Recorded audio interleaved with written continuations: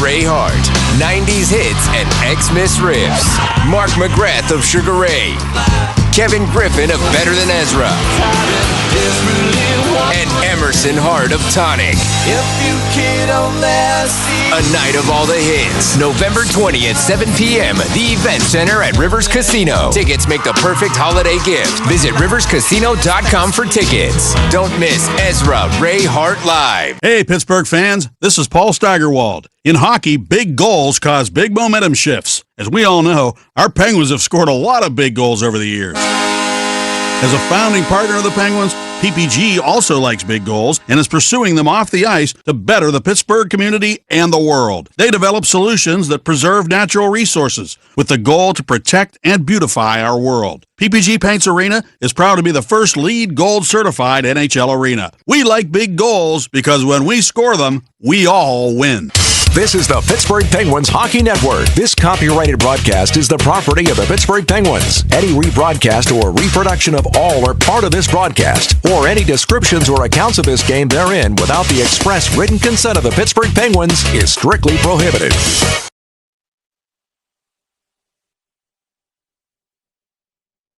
Welcome to 2 Minutes of the Old 2-Niner. Welcome to 2 Minutes of the Old 2-Niner. Welcome to 2 Minutes of the Old 2-Niner. Welcome to 2 Minutes of the Old 2-Niner. Welcome to 2 Minutes of the Old 2-Niner. Time for 2 Minutes with the Old 2-Niner. Brought to you by your Pittsburgh area Lexus dealers. Experience amazing.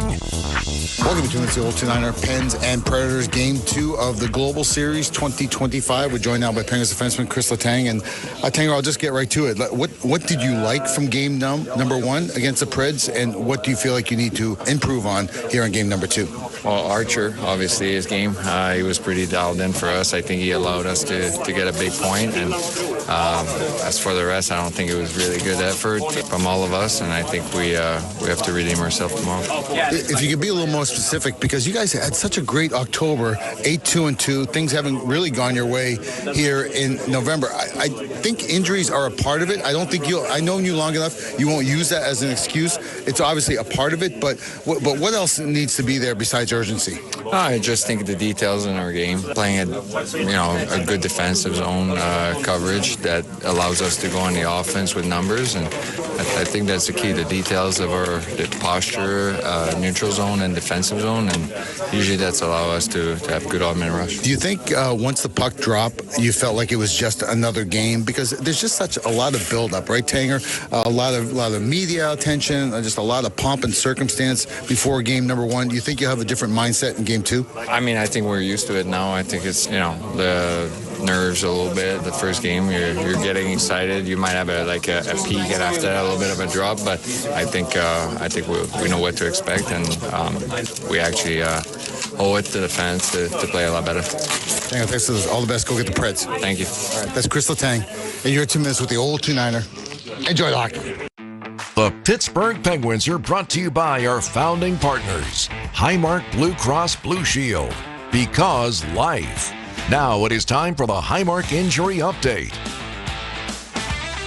Well, for the Predators, the key injury is Roman Josi. He did not even make the trip to Sweden. He'll be out of the lineup again today, a huge player for them. For the Penguins, Rickard Rakell, Rucker McGroarty has been activated and played in Wilkes-Barre last night, so he's back. That's good news. Caleb Jones, Justin Brazeau, Noel Acciari, Tristan Jarry, Philip Hollander all out, and Ville Koivunen is also listed now with a lower body injury. He's not in the game today. He'll be replaced by Danton Heinen in the lineup. The Powerball jackpot for tomorrow night is $570 million. You must be 18 or over to play at your local retailer or online. Proceeds benefit older Pennsylvanians every day.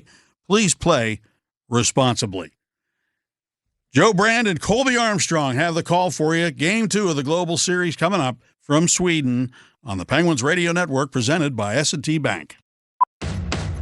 For 48 straight years, Ford F-Series have been the best-selling trucks in America. We got here by engineering breakthrough technology, redefining Built Ford Tough, and never settling for second best. But what's really made Ford F-Series the #1 selling trucks in America is you. Ford F-Series, Built Ford Tough. based on 1977 to 2024 calendar year total sales. There's still time to become a Pittsburgh Penguins season ticket holder. Full, half, and 12-pack plans are on sale now. Shoots. He scores! Evgeny Malkin ties the game up at 4. Black and Gold Premier members can take advantage of ticket trades, payment plans, and exclusive events. Visit PittsburghPenguins.com to pick up your perfect plan today. Penguin season presented by UPMC.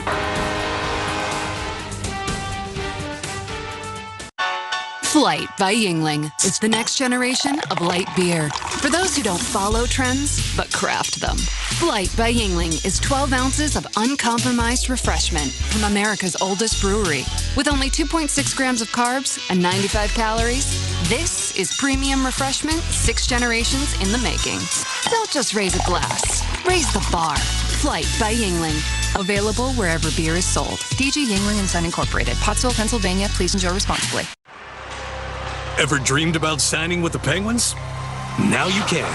With the Penguins Power Play package from FMB, you can be a part of the team with a Pens-branded debit card, cashback credit card, and personal checks.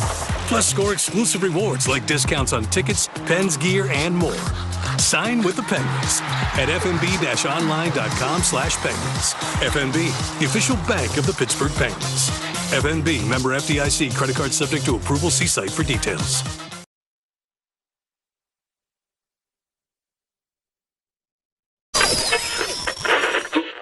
It's a hockey night in Pittsburgh. Tonight from the Civic Arena, the Penguins beat the New York Reds.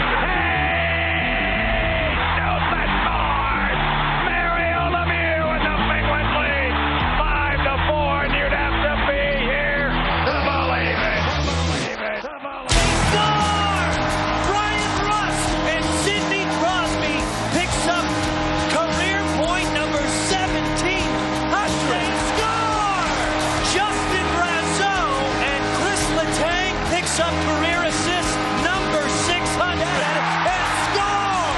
Evgeny Malkin backs home the loose change. The Pittsburgh Penguins Radio Network proudly presents Penguins Hockey. The Penguins Radio Network is presented by S&T Bank and brought to you in part by Number One Cochrane, Go One Better, by IC Light, by McDonald's, providing you the official burger of the Pittsburgh Penguins. By Get Go Cafe and Market. Get Go, where the Pens go. By Coca-Cola, founding partner of the Pittsburgh Penguins. By Clearview Federal Credit Union, helping people enjoy a better life. And by Indra Energy, an official Penguins Pledge champion partner. Penguins Hockey on the Radio begins right now.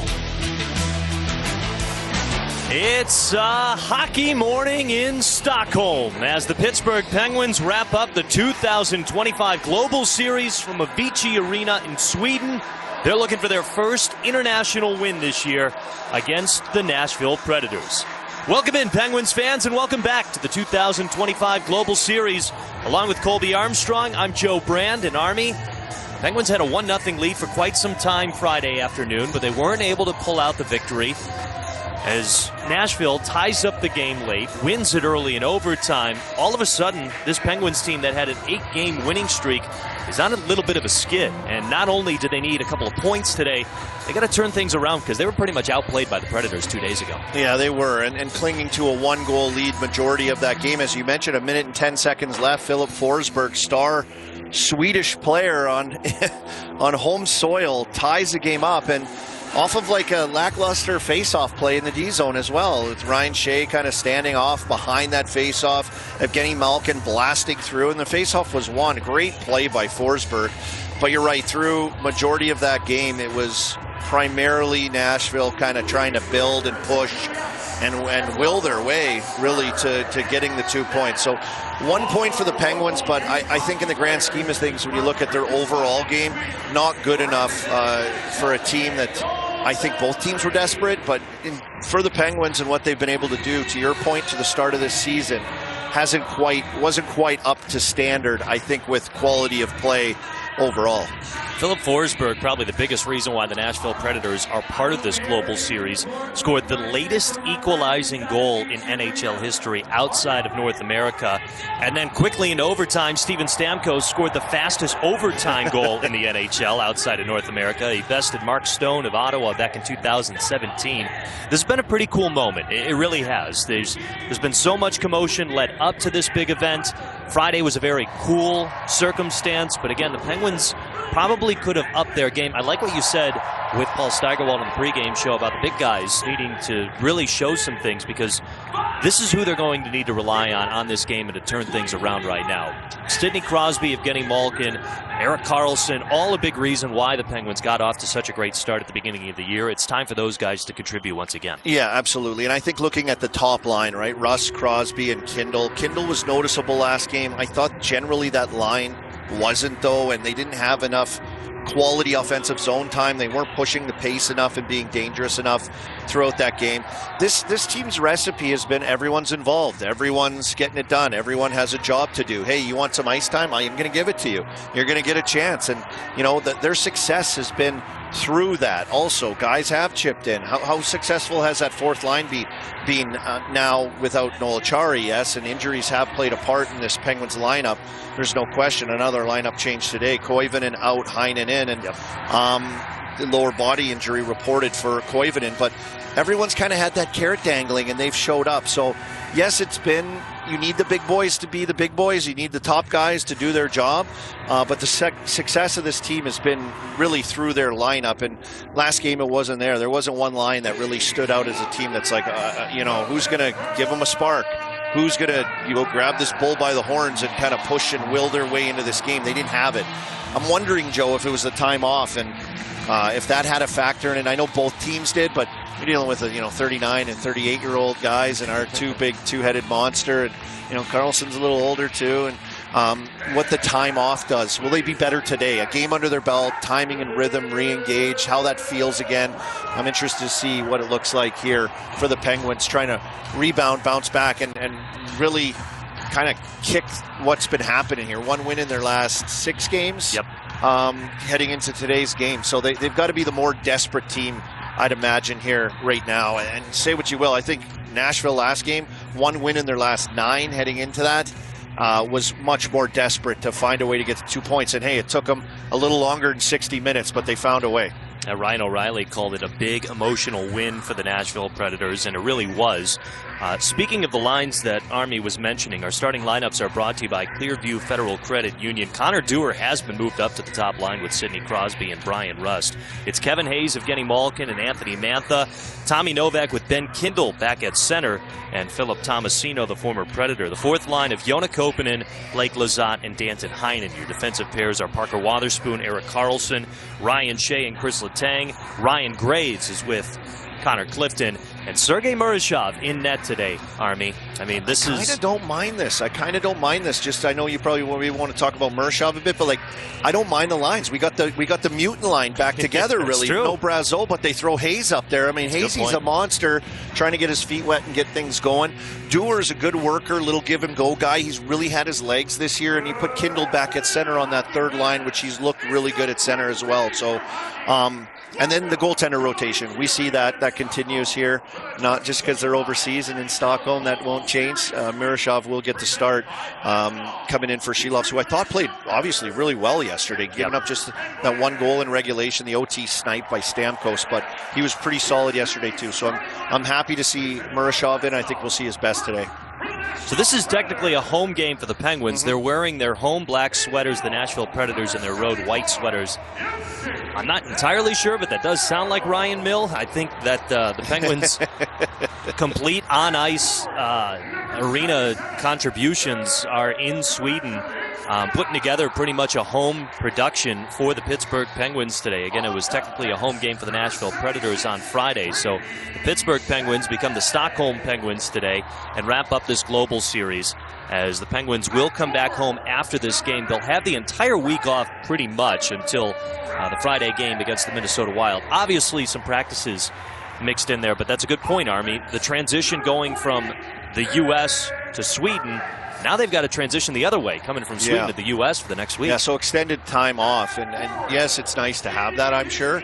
But you do, this was what we were talking about before. Is it good? Maybe you get some guys healthy. You're not playing as many games in this next 2 weeks as well. So you're wasting time in only 2 games, which is good for your health and getting guys back to the lineup. There's no question injuries have played a factor in this Penguins lineup. So, but what comes with that? Not playing games, getting out of rhythm, not having that. You might have to force it a bit. You got to find a way to push yourself into these games and not let the game kind of come to you. You got to push yourself into games when it gets a little tough like this and you have downtime. So that's key for this Penguins team right now. They've got to be desperate. They've got to get back in the win column. I think is big for their psyche. To your point about Ryan O'Reilly, big emotional win. Penguins need something like that here as well, and no better than to do it in a setting like this. Like this is an event. Yeah. This is a game, but this is an event, and it feels a little extra something when you get a win in an event like this, and a cool situation. Guys' families are there. There's Swedish hockey legends and stars there as well. So that'll go a long way, I think, for the Penguins in their long flight home to get a win here in the last of 2 games in Stockholm. Yeah, there's been such a build-up for this event. There's been team meetings, team adventures, a lot of cool pictures from Stockholm, Sweden as well, and a very cool moment for number 65, Erik Karlsson, who's being introduced to the crowd at the moment. Before we get to puck drop, with 2 anthems once again, with the U.S. anthem and the Swedish national anthem, Sidney Crosby chatted with the media in his time around practice yesterday, just talking about the significance of this event and what it means to the NHL and the hockey community. So Sidney Crosby and then puck drop from Stockholm, Sweden, all here on the Penguins Radio Network, presented by S&T Bank. So obviously, it's been a good start to the season. The last couple of weeks, the results haven't been there quite as much. I'm curious, what has your head coach been like this first kind of down stretch or whatever you want to call it? But it feels like his message has still been pretty consistent and the same with you guys. Yeah. I mean, it hasn't changed. I think win or lose, I think you try to evaluate it for what it is, and there were some games we won that felt like we could be better, some we lost that we played pretty good. So, I mean, it's been a pretty consistent message. So there's a ton of fans out there, Penguins fans here in Sweden for the open practice. Just how nice is it to see all of those fans out there supporting you guys all the way overseas? Yeah, it's fun. I mean, it's a cool opportunity to be part of this, and you have a tough game last night, you lose in overtime, and then you come out and you have a bunch of people that are really happy to see you, and I think that brought some energy to the practice, and I think it's probably something we needed after a tough one last night. So hope they're enjoying it, and it's been a pretty cool thing to be a part of, and be even better to finish it off with a win. I know you have the experiences from this trip, but how important is it to leave with 3 or 4 now? Yeah, I mean, we felt like did a lot, towards the end there to close it out, but it didn't happen. So I think, just turn the page and try to focus on tomorrow. But I think coming off of that last game, I think we'll be motivated for sure. Is there anything tactically or strategically that you guys will try to do differently? I mean, we didn't generate a lot of shots, so I think we'd like to generate a little bit more offensively and hopefully get out of our end a little bit cleaner. And if we do those 2 things, then we give ourselves a much better chance for sure. Dear team, thanks for showing up for me with the best face paint and taunting the other team in the kindest way. For standing on your seat when I need the support and screaming until your throat hurts because you know it makes a difference. For wearing my number. For being the best teammates a player could ask for. At Highmark, we're proud to be cheering alongside the best teammates. Fans like you. Because life.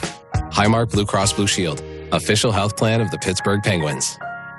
Penguins theme nights are back at PPG Paints Arena, and this year they're bigger than ever. Fan favorites return, including Pucks and Paws, Star Wars Night, and Grateful Dead Night. Plus, we're adding exciting new nights you won't want to miss. Standout nights include Ugly Holiday Sweater Night, Mr. Rogers Neighborhood Day, Margaritaville Night, Country Night, and Peanuts Day. Ticket packages with exclusive gift with purchase are available now while supplies last. Check out the full lineup and secure your seats now at PittsburghPenguins.com/promotions. Penguin season presented by UPMC.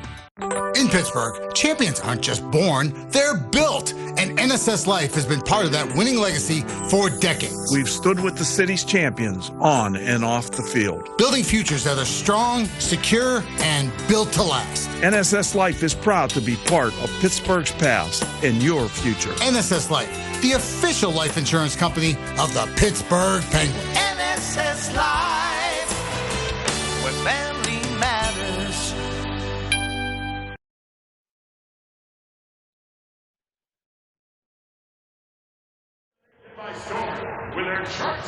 We're just about all set for hockey as the Pittsburgh Penguins finish off the 2025 Global Series against the Nashville Predators from Avicii Arena in Stockholm, Sweden. What's going on, Penguins fans? Alongside Colby Armstrong, I'm Joe Brand. This is game number 19 on the season for the Penguins. Hard to believe that we're already reaching into the quarter mark of the NHL season.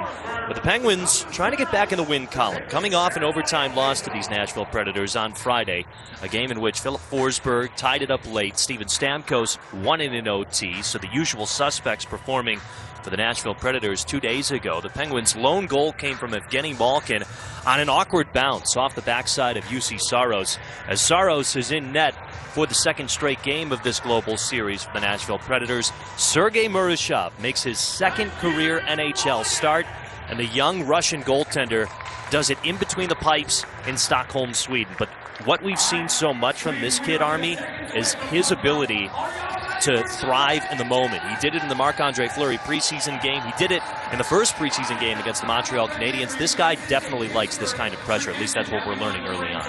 Yeah, I think he's built for this. Like, he controls the things that he can control so well. And in talking to Andy Chiodo, goaltender coach for the Pittsburgh Penguins, dealing with the goaltenders here, he just admires his approach, his preparation. At such a young age, right? To be like wildly beyond your years. So Murashov in net, I thought he played well against LA as well. You think of a couple goals that were not his fault completely at all, and you had a pretty good outing there as well. So he'll be tasked with getting the Pens on the right side here in Stockholm.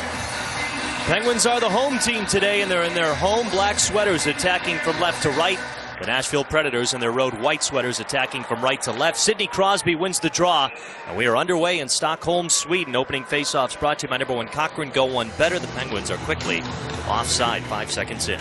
Well, Joe, I like the line switches. Dewar right now up on that top line, the Crosby line. Very quiet yesterday. I expect them to have a little better game. Dewar has his legs this year. He's looked really good and effective. And hopefully he can kind of bring that straight line kind of energy more so to this top line, and they can find their form here today and affect this game in a positive way. And 4 goals for Connor Dewar already this year. He's played in every game as the Penguins are offside once again, or maybe hit the curved glass. But Dewar with 4 goals already this season. He picked up 4 goals last season with the Pittsburgh Penguins after being traded from the Toronto Maple Leafs. So he's found many different roles on this team. It's mainly been on the 4th line, but today he gets moved up to the top one with Crosby and Rust. Yeah, we got an offside and then another offside. Conversation with Sid here. I think you're right. Maybe did hit the curved glass, but another offside face-off. So not only a few seconds into this game, but a little choppy off the start. As Crosby tries to keep it alive in the Predators' zone, but a loose puck goes to the stick of Philip Forsberg. He grew up in Östervalla, Sweden, which is a little less than 2 hours away from Stockholm, where the teams are playing right now. And now the Predators are offside, so some quick whistles from Avicii Arena. And no score early on. I saw Forsberg come into the game last game for the first game in a traditional apparel or dress wear that you would wear up in Leksand. Leksand, they do the big midsummer party up there. It's a little north of Sweden, that area where he is from, and Philip Forsberg of the Nashville Predators. A really good little hockey community up there. I had a couple buddies that played up there as well in the Leksand area, and they put you in cabins out in the woods. It's very outdoorsy and rustic, I guess you could say, more of like a camping type of area. Well, that's where Philip Forsberg is from and played his Swedish hockey in that area. And that pregame attire you do approve of? It's very Swedish. It almost looks like a Ukrainian dancing outfit, okay, almost, in a sense. But Nice play by the second line here. Here's Kevin Hayes of getting Malkin into the Predators zone, but an active stick breaks up a pass. Backhand shot by Mantha to save by Saros. First shot on goal of the game comes from Anthony Mantha. We've got no score, just a little over a minute gone in this hockey game from Sweden. New look mutant line off the rush. It looked like Evgeny Malkin and Kevin Hayes were to have a 2-on-1. Hayes passed it to Malkin as they crossed the blue line. They're discussing as they get back to the bench. Pass it to Malkin across the blue line, and Gino didn't take a stride, just tried to pass it right back to Hayes. I don't know if he didn't want it in that situation or wanted Hayes to carry it a little longer, but the chance kind of dried up. And Kevin Hayes standing 6'3", 217 pounds. This is his 4th game since returning from IR for the Penguins. Yeah, he fits on that line. Yeah, he's got the size. You know, he fits with his size. They just look at the roster, right? Who do we have that's above 6'3"? Yeah, put him there. Mute line engaged. Still no score. About a minute and a half gone so far as the Predators sling it up towards the neutral zone. Chip it over the Penguins line. Forsberg juggling with the puck in the circle. Has to play it in behind Murashov's net. Chips it along the near wall. Sweeps it up to the point. Cross-ice passes. Stolen away by the Pens. Ben Kindle will thread the needle to Connor Clifton. Tomasino, a wrister centering pass, and a big save by Saros. Sliding over to his right to deny Tommy Novak. Oh, what a save. Great job by this new look line. Kindle, Novak, and Tomasino. And just off the attack, it's Kindle into the middle to Clifton, who engaged in that play. And then a 3-on-2 kind of quick strike rush. And chance off the rush. Tomasino looks like he's going to shoot and finds Novak. Novak had a little more time looking at that replay to hang on to it and maybe control it, tuck it by Saros in that situation. Elected to just bunt it at the net, and Saros with a massive save. Penguins win the draw in the Predators zone. Heinen throws one towards the net. Didn't bounce off traffic the way he wanted it to, but Lazat races after the puck in the far corner to keep it alive. Pinned along the boards as Heinen will hang on. He'll feed Koppanen. Now up to the point for Wotherspoon. Walks the blue line to Karlsson. Near point. Back up to Wotherspoon. High slot. Fires. They score! A wrister from in front of the blue line. Parker Wotherspoon sends it towards the net. Not sure if it was redirected or not, but a good start for the Penguins. 1-0. Not even 3 minutes into this game, and it looks like Wotherspoon's goal. A good job off the face-off. A shot from the point that was into the corner, and Lazat, he's right on it. He jumps right on that puck, creates a battle, and they're able to gain control once they get working it up top to Karlsson. Back to Wotherspoon, up the middle of the ice. He does a little shake and bake up top and allows time for Penguins to get to the net, establish position, and that shot just seemed to have eyes. It may have hit off a Nashville defender. As Wotherspoon's shot just came right through. And the Penguins strike early in this one and gain a lead. That desperation looks to be there. Danton Heinen had some net front presence, but I think you're right, Army. If it hit anything, it was a Nashville player, so it looks like Wotherspoon's goal. Penguins out shooting the Preds 3-0, not even 3 minutes into this game. That's big because they had just 2 shots on goal in the second period in Friday's game. But they are able to strike first for the second straight game of this global series. And now a wrister that's saved by Murashov. And a shot from Luke Evangelista. 1-0 Pens, 3 minutes gone.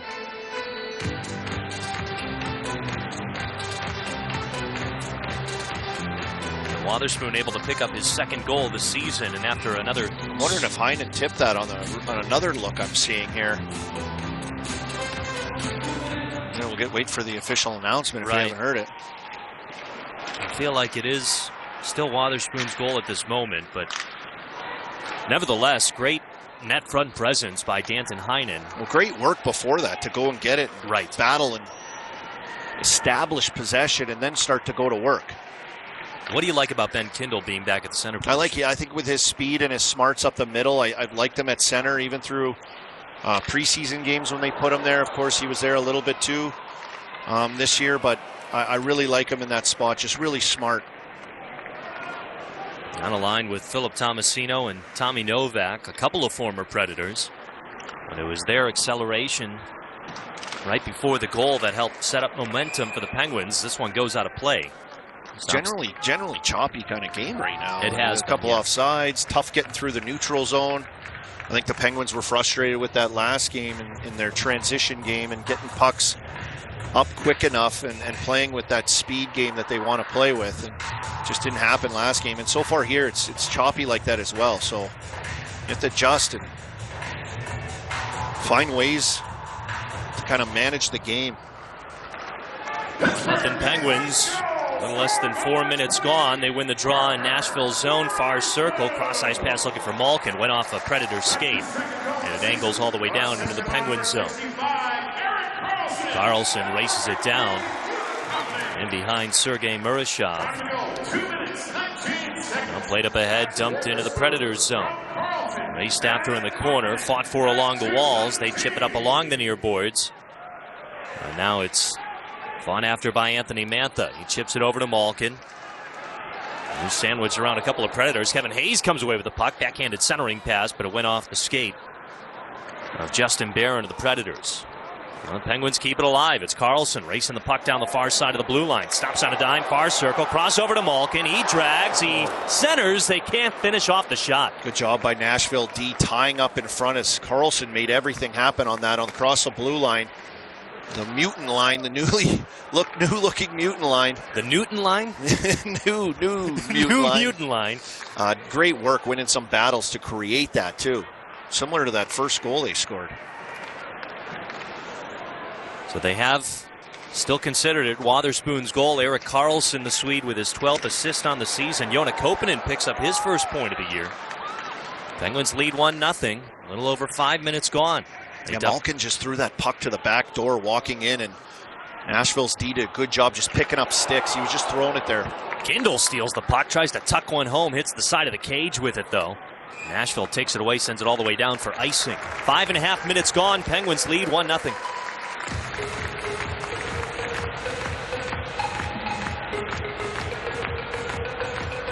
Nashville 6-9-4 after Friday's overtime victory.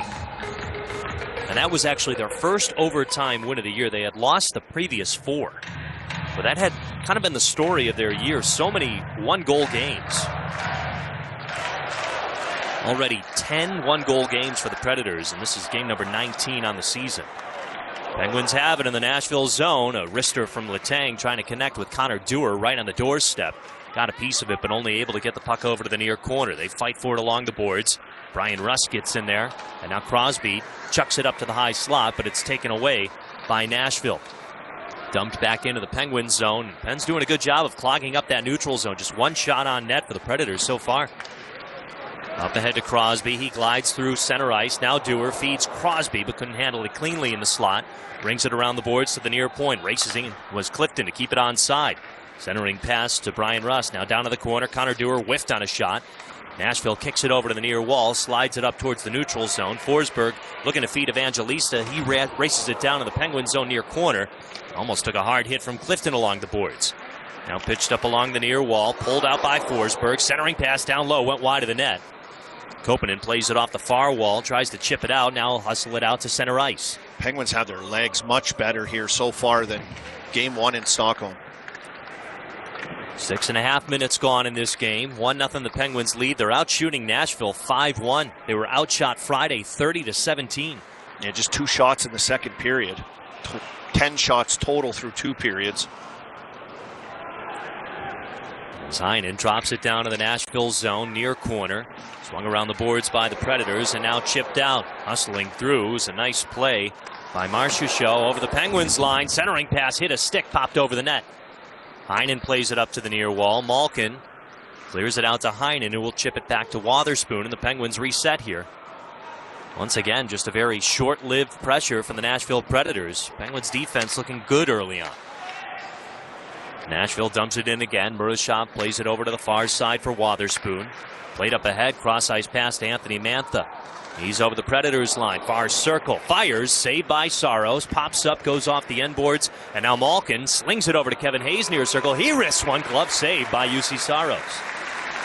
A great puck movement by this new look of the second line. Kevin Hayes, Evgeny Malkin, and Anthony Mantha Penguins with a 1-0 lead thanks to a shot from Parker Wotherspoon. 12:26 to go in the first on the Penguins Radio Network, presented by S&T Bank.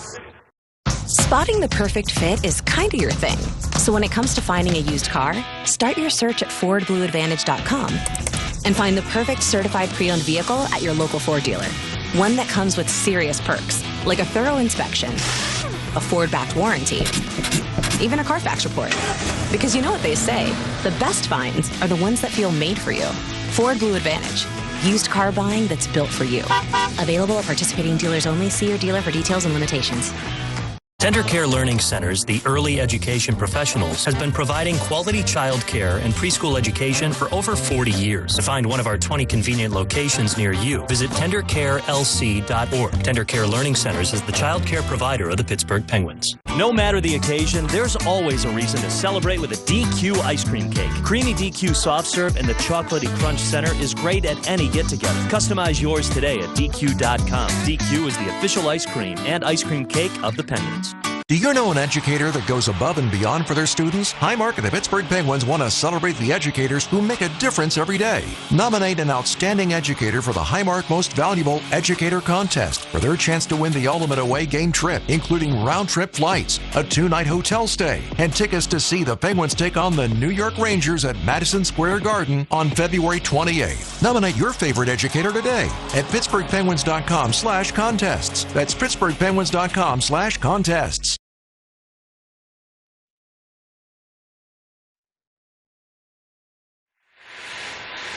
Hey fans, when America needs a power play, EQT delivers, fueling freedom, strengthening allies, and unleashing U.S. LNG from right here in Pittsburgh. Parker Wotherspoon unleashing a wrister from the blue line, and the Penguins with a 1-0 lead. Erik Karlsson now with... He's tied most assists outside of North America in the NHL. Okay, I was trying to decipher that statistic. So 5 assists for Erik Karlsson. Tied for the most. The Pens are wrapping up the Global Series here in Sweden. Second game against the Nashville Predators. Second international series against the Predators in their franchise's histories as well, playing in 2000. Outside of North America is Anthony Mantha. Swings it over to the far side. Centering pass. Kevin Hayes sweeps it wide. And another redirection off the backside of Saros. Are you kidding me? Evgeny Malkin with puck luck in back-to-back games. He throws it towards the net. It bounces home. And it's 2-0 Pens. What did I say last game? Good to be lucky, lucky to be good. Evgeny Malkin's got it going on in Stockholm from behind the goal line. Once again, and it's this big line. They put Hayes back up on there. Brilliant move. And this line created some momentum with the first couple shifts here in this game. And Evgeny Malkin just walking out. He had Hayes in front and was going to get a pass. It would have been a great opportunity for Hayes. It hits the skate of Nick Hague. Big, lanky defenseman for the Predators, just on a centering feed. As it worked from one side of the net behind it to the other side. And I'm centering that puck off his skating in, and Evgeny Malkin's got goals in back-to-back games here in Stockholm. The Penguins with so much more momentum in this first period than they had pretty much all game on Friday. Totally different team right now. Their legs are with them. Maybe found some juice on these lines. Now Tomasino races in, a wrister that sizzles wide of Saros. Well, the Penguins out shooting the Preds 8-1. The lone shot on goal for Nashville, a soft little wrister from Luke Evangelista back in this period. But you're right, Army, it was off the skate of Nicholas Hague, not off of Saros, but this line of Kevin Hayes, Evgeny Malkin, and Anthony Mantha have really brought it today. They look really good, in sync. It helps when you have a good first shift, right? And they had that to start this game, and it's kind of led to their legs being there, led to them jumping on pucks. Predators now in the Penguin zone. Forsberg sends a wrister wide of the net to the near corner. It's cranked over to the end boards. Karlsson tried to chip it out. Nashville takes it back. Bouncing puck in the slot, rolls over to the near corner. Karlsson backhands it over to Wotherspoon, far side. He'll send it up ahead. Ryan Russ cruising through the neutral zone. Takes it over the Predators line, a chip and chase to the far corner. Swept over to the near side. Crosby steals it up along the wall. One-timer Carlson, he missed it. It goes all the way down towards the neutral zone. Penguins right back into the Predators zone now. Quickly ahead as Brian Rust tries to beat Crosby in behind Saros' net. Chipped over to the far side, knocked down out of midair. Brian Rust from his knees gets it up to Ryan Shea at the far point. He'll bring it down the wall, backhand across ice to Chris Letang. Now to the high slot, Connor Dewar. Swung back over to Shea at the far point. Juggles with the puck, sends it down the wall. Brian Rust sweeps it over to the near corner. Racing in was Joona Koppanen trying to send it deep. Now Rust up. There's a shot from the half boards. Another redirection. They score! Crosby from the far circle. And the big boys have shined today. Early on, it's 3-0 Penguins. 9:47 to go in the first. Well, what do we got here? What do we got cooking now? Penguins off to a tremendous start.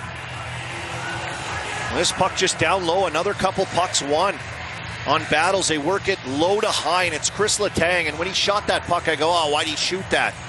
Kind of just give it away as Saros just bunted that puck out to the middle. And then as they went to close down on that puck, did Nashville, they just touched it and tipped it to Crosby.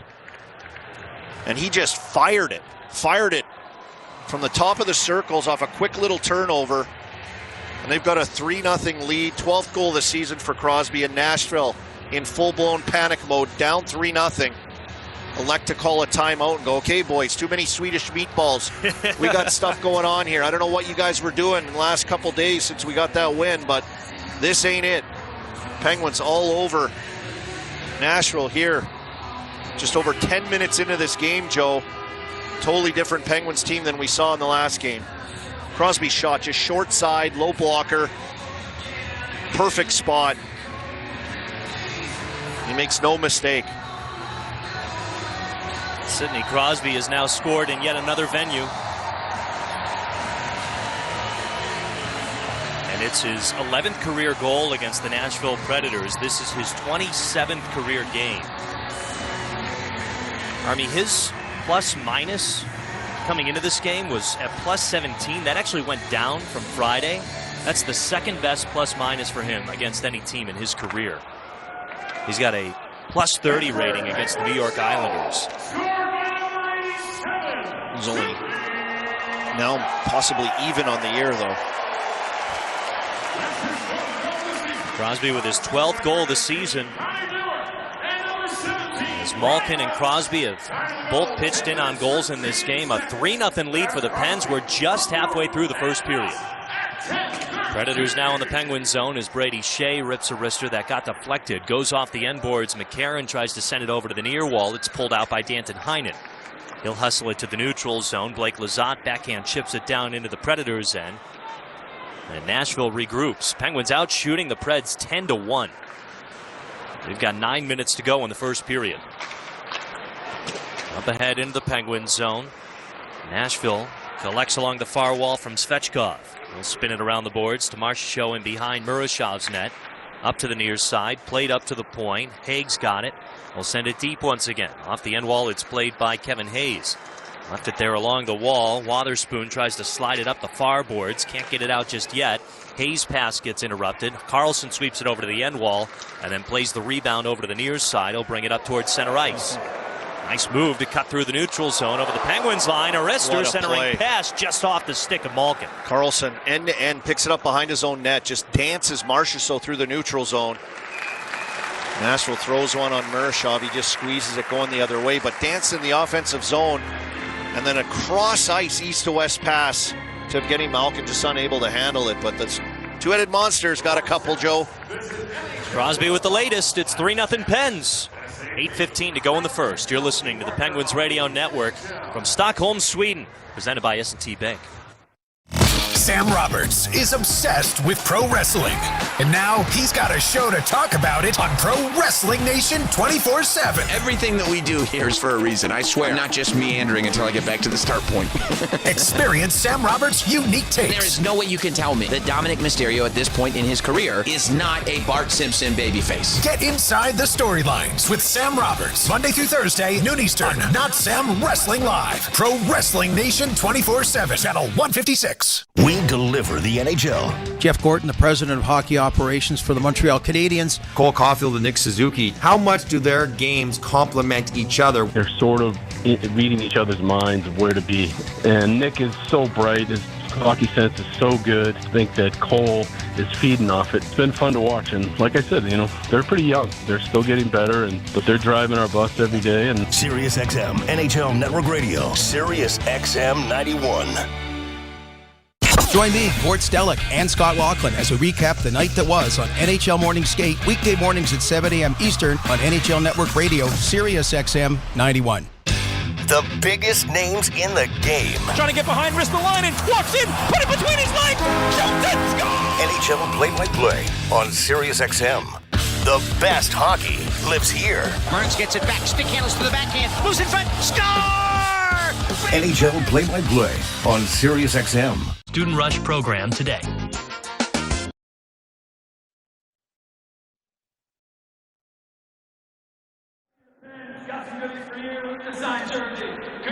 Hey, Pens fans, ready to get in the game? With over 100 games to choose from, it's time to play to win with the PA Lottery. Visit PALottery.com or download the app today. Players must be 18 or older. Please play responsibly. Benefits older Pennsylvanians every day. That's Colby Armstrong. I'm Joe Brand. Penguins lead the Predators 3-0 with 8 minutes to go in the first period. They have shot out of a cannon to begin this game. Parker Wotherspoon had the first. Evgeny Malkin fired a shot towards the net that bounced off the skate of Nicholas Hague, and then Sidney Crosby, after a big rebound and a bit of a turnover from the Predators, ripped a wrister over UC Saros. Penguins with a 3-0 lead. And Connor Dewar now up on the top line with Sidney Crosby and Brian Russ. Ben Kindle is centering the third line with Philip Tomasino and Tommy Novak. And so far, so good. Yeah. Brilliant adjustments here in Stockholm by Dan Muse. I was going to say, Dan Muse once again pushes the right buttons. Still a lot of hockey to be played, but definitely the kind of start the Penguins were looking for today. They just have their legs. They have more jump, way more involved. Penguins pull it out of their zone. Connor Clifton up ahead towards center ice. Here's Ben Kindle over the Predators line. A little give and go from Novak to the far corner. Chipped along the far wall, though, as Marchessault will feed it over. Steven Stamkos, who ladles it out to the neutral zone. Penguins break it up, though. Tommy Novak in between the penalty boxes, drags it along the wall, and Nashville dumps it back down into the Penguins' end. This will also wrap up the season series against the Nashville Predators. A hard hit from Ryan Graves at the far wall denies Nashville of collecting the puck in the far corner. These two teams see each other for just 2 games every year, being in opposite conferences, and with this being in the Global Series, they play 2 and wrap it up here in Sweden as the Predators send it down for icing. So no trip to Nashville. No trip to Nashville. Does that bum you out, Joe? Oh, big time. Believe me, this whole thing is very, very cool. But there's other Swedish players. Did Philip Forsberg have to be the one included? A very cool moment for him, especially Friday, tying the game late. By the way, this is Philip Forsberg's 800th career game. He gets to do it in his home country. Brady Shea's wrister doesn't get through traffic. Kicks all the way out towards center ice, pulled away by Perbix. He'll fling it over to the far side. The Penguins carry it out back into Nashville's end. We talk so much about the schedule as Predators ice it down. Like we said, a week leading up to transitioning from the U.S. to Sweden.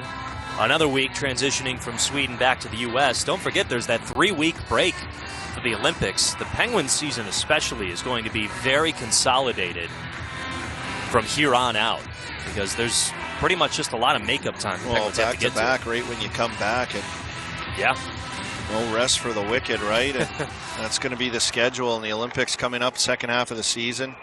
Face-off won by the Preds right back to Saros in their own end, and he'll cover. They'll do it again. But the schedule is unrelenting. You know, the pregame show we talked about injuries as well. The Pens dealing with their fair share. And injuries around the league start to pile up a little bit for some of these teams and some star players. And it's with the schedule, the speed of the game, the physicality, everything all piled up on top of each other. Make for a grind of a season this year. Yeah, we saw it a bit last year with the Four Nations face-off, as the Penguins were pretty much averaging a game every other day in the final 2 months of the season. That's going to be the case this year as well, but maybe even a little bit earlier with this trip to Sweden. 5.5 to play in the first period. Penguins lead 3-0. They're out shooting Nashville 10-2. The Preds dump it down into the Penguins, and Wotherspoon plays it off the end wall. Up ahead to Crosby. He'll take it over the Predators' line. Slows down at the point. Chips it down looking for Connor Dewar. Predators angle it out. Send it ahead to the far side, Stastny. But the Penguins take it right back. Here's Crosby into the Predators' zone. Down to the corner looking for a centering pass. Couldn't connect with Connor Dewar. He gets taken down to the ice with a lot of traffic there, and the Predators work it out. Now Nashville into the Penguin zone. Backhand shot goes off the skate of one of the Pens. Right away, Connor Dewar carries the puck to the neutral zone to Chris Letang over the Predators' line. Down to the corner, cross-ice pass. Hit a skate, pops up to the high slot. Tomasino now down the near wall. He leaves it for Crosby. Now to the far circle, Shea tries to cut around Wilsby. Can't do it just yet. U-turn at the far half boards. Down to the corner, he sends it to Crosby on the near side below the goal line. Flips it up to the point for Letang. Snapped over to Shea, far point, down to the far half wall. Back up to Shea, high slot. Wrister, high of the net. Off the end boards as Crosby went for a backhanded centering pass, but Nashville collects and flings it on down to the Penguins' end. 4:20 to go in the first. Penguins lead 3-0. And they're right back into the Predators' zone again. Centering pass looking for Kindle, but that pops up over to the near boards. Connor Clifton sweeps it around. Kindle's got it. Far corner. Sets up Novak one-timer. And it blasted off the skate of one of the Predators. It was Ryan O'Reilly got in the way of that shot. Some good extended zone time by the Crosby line, then followed right up. Again, beautiful pass by Kindle. Find that attempt to Novak. And again, Kindle going back to center with Philip Tomasino and Tommy Novak. Here they come back over the Predators' line. Tomasino to the near corner. Chips it up to Kindle, who tries to sweep it down low. But Perbix takes it away for Nashville. Stick went flying in the air. That was Kindle's. Yeah, and that was a 2-on-1 from Tomasino and Kindle. Kindle just kind of laid it over to him, that jammed him up and got through. Otherwise, Tomasino, I think, had a breakaway off of that play. 3:20 to go from Sweden as Blake Lizotte carries it over the Predators' line. He gets taken down at the half wall. Puck goes out towards center ice. Joona Koppanen races it down. Tries to get it up ahead to Lizotte, who's down on the ice again. Nashville comes away with the puck. Justin Barron flings it ahead far side. Hard hit on Wotherspoon into the boards. He quickly gets back up as Nashville regroups in their end. Penguins still with more goals than the Predators have shots. At least shots on net. 10-2. The Penguins are out shooting the Preds. They lead 3-0. This is like the second period last game. Yeah. Yeah, numbers are pretty much identical, right? Yep. Now Kevin Hayes in this mutant line back over the Predators' line. Nashville chips it out towards center ice. Quickly ahead to Malkin. Leaves it for Mantha on the far side. Dumped down into Nashville's zone. Saros stops it in behind his net, slows it down. As Michael Bunting, the former Penguin, goes for a cross-ice pass. Now dumped down into the Penguins' end, far corner. Kevin Hayes with a nice move to get away from Michael Bunting. Up ahead to Mantha as he'll take his time. 2:10 to go in the first period. Penguins with a 3-0 lead. Tang sweeps it over to the far side. Ryan Shea has to race after it. It got in front of Ryan O'Reilly in a centering pass in front of his own slot, but he got it to Anthony Mantha. Connor Dewar will flip it down over the Predators' line. Crosby looking for the puck. It's taken away by Nashville. Michael Bunting, who was traded to the Preds yesterday right at the trade deadline. Tommy Novak dealt in that deal. As the Predators dump it down into the Penguins' end again, Murashov slides it to Clifton. Stretch pass ahead, but goes all the way down into the Predators, and no icing called. 1:35 to go in this first. Penguins still with a 3-goal lead. Murashov handling the puck, sends it over to the near side. Forsberg's got it. He went for a centering pass, bounced off the skate of Brian Rust, though. Tumbling puck to the near wall. Eric Hollis swings it around the boards to the far half wall. Dumped back over to the near corner. Penguins are hoping to get out of this period, still with a 3-goal lead. Puck pinballs around in front of the crease, and Murashov's on top of it. And he'll freeze it with 1:14 to go in the first. Penguins lead 3-0. You're listening to the Penguins Radio Network, presented by S&T Bank. The heaviest metal credit card of all time. Rumored to be one of only 18 in existence. Plated with the very same tungsten that forged the International Space Station. And wielded at business dinners like a samurai sword. It's a classic corporate power move. But the real power move? Having end-to-end visibility on your most critical shipments. FedEx, the new power move. Pittsburgh-based EQT Corporation is the top natural gas producer in the United States and is a proud sponsor of the Pittsburgh Penguins' pathway to net zero. EQT is an industry leader in cutting emissions and using our region's clean resources to replace dirtier sources of energy overseas. EQT and the Penguins are focused on achieving key climate goals and reducing emissions across Pittsburgh and beyond. Visit EQT.com to learn more about how EQT is moving towards the future and setting the standard for production of affordable, reliable, and clean energy. Do you know an educator that goes above and beyond for their students? Highmark and the Pittsburgh Penguins want to celebrate the educators who make a difference every day. Nominate an outstanding educator for the Highmark Most Valuable Educator Contest for their chance to win the ultimate away game trip, including round-trip flights, a 2-night hotel stay, and tickets to see the Penguins take on the New York Rangers at Madison Square Garden on February 28th. Nominate your favorite educator today at PittsburghPenguins.com/contests. That's PittsburghPenguins.com/contests.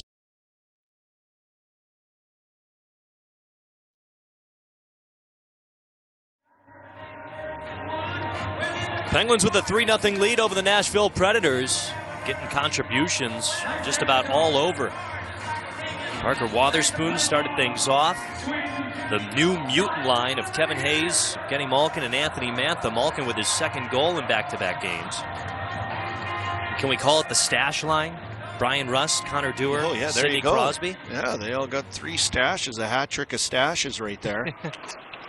Penguins have a hat trick of goals too, 3-0. Leading here in the first. Reaching into the final minute from Avicii Arena in Stockholm, Sweden. Predators with it in behind Murashov's net, trying to go for a bank shot. Murashov able to freeze it as Wotherspoon gets in the mix of a little fracas to the left of Murashov. He had Stamkos strung out. Haula came in there. He had one hand holding out each guy, Wotherspoon.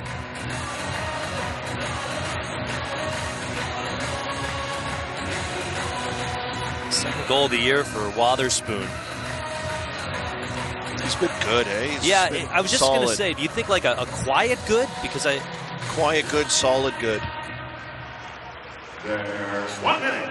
You look at what the Penguins lost with Matt Grzelcyk leading, and there was just complimentary good, I would say. You know what I mean? That's like a good point. So good and energy level and physicality, like a recklessness to him, where he just closes on guys and rams through everything. You know, he's been able to play with Erik Karlsson, which I think that's been the biggest could be touch. A challenge. Yeah. I mean, Erik Karlsson's game has seemed a lot more complete this season. Final 30 seconds of this first period. Penguins lead 3-0. They've got the puck in the Nashville zone. Karlsson near point, centering pass that went off a skate of Blake Lizotte. Saros reading that as it almost pinballed past him.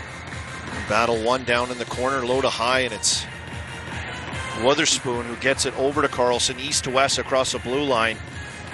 Those two work it pretty well up top, but Karlsson, when he gets it, if he's cutting to the middle, you never know what he's going to do. He can suck you in, and he gets one step on you. If he fades wide on the blue line and he opens up that middle of the ice, he can do a little fake shot and pull it around you and jump back into the middle. He's so hard, he's a winger's nightmare, but we saw what he can do so well there. Again, he kind of delays, hangs on, and finds a nice shot pass to Lizotte at the hash marks, and Saros had to make a good save there. I feel like he relishes on that type He of loves play. that. Yeah, he loves that when the pressure's on and tough situation. He loves the puck on his stick. He's got ice in his veins, doesn't he? Yeah. Crosby steals the puck away from Nashville as they had it in the Penguin zone. Clears it down. Final few seconds. And Staggy calls that a low panic threshold. It's a smarter way to say ice in his veins.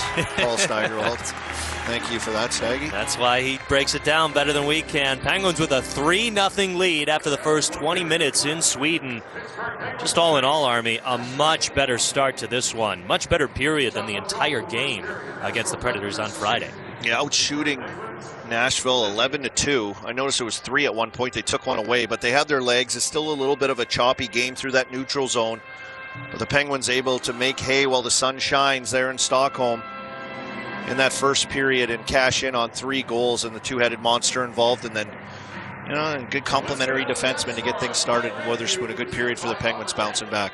Well, the Penguins have helped out your morning. Good start for the Pens, 3-0 over the Preds after 20 minutes in Sweden. Brian Metzer has the first intermission report. He'll break down this opening 20. Penguins up by 3. You're listening to the Penguins Radio Network, presented by S&T Bank. What are 2 things the Pittsburgh Penguins have in common with Cleveland Brothers Equipment Company? Hard work and dedication. If you're looking for heavy equipment, need a specific part, or want expert service, talk to the industry leaders at Cleveland Brothers, your local CAT dealer. We provide solutions and products for construction, landscaping, oil and gas, electric and industrial power, highway, and more. Let us help you score the winning goal. Visit www.clevelandbrothers.com to learn more. What a matchup we've got, folks. Just nonstop action. The energy is electric and the fans are all in. An intense game like this calls for a Coca-Cola. Crisp and refreshing. That's a game changer. Yeah, that taste scores every time. And just like that, they're back at it. Passionate fans and an ice-cold Coca-Cola. Now that's a winning combo. No matter the team, no matter the sport, everyone knows fan work is thirsty work. Enjoy a Coca-Cola.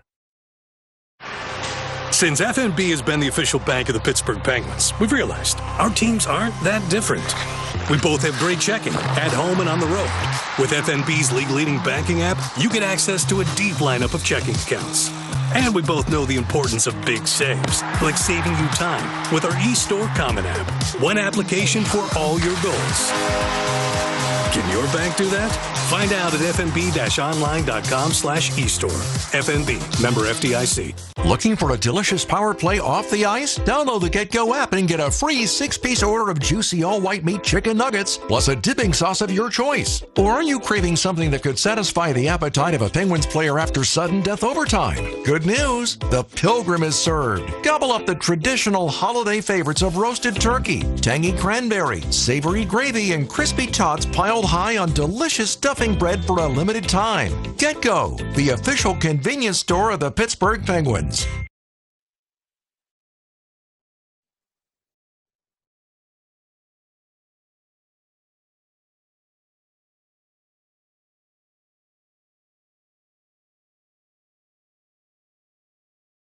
This is the Penguins Live Intermission Report.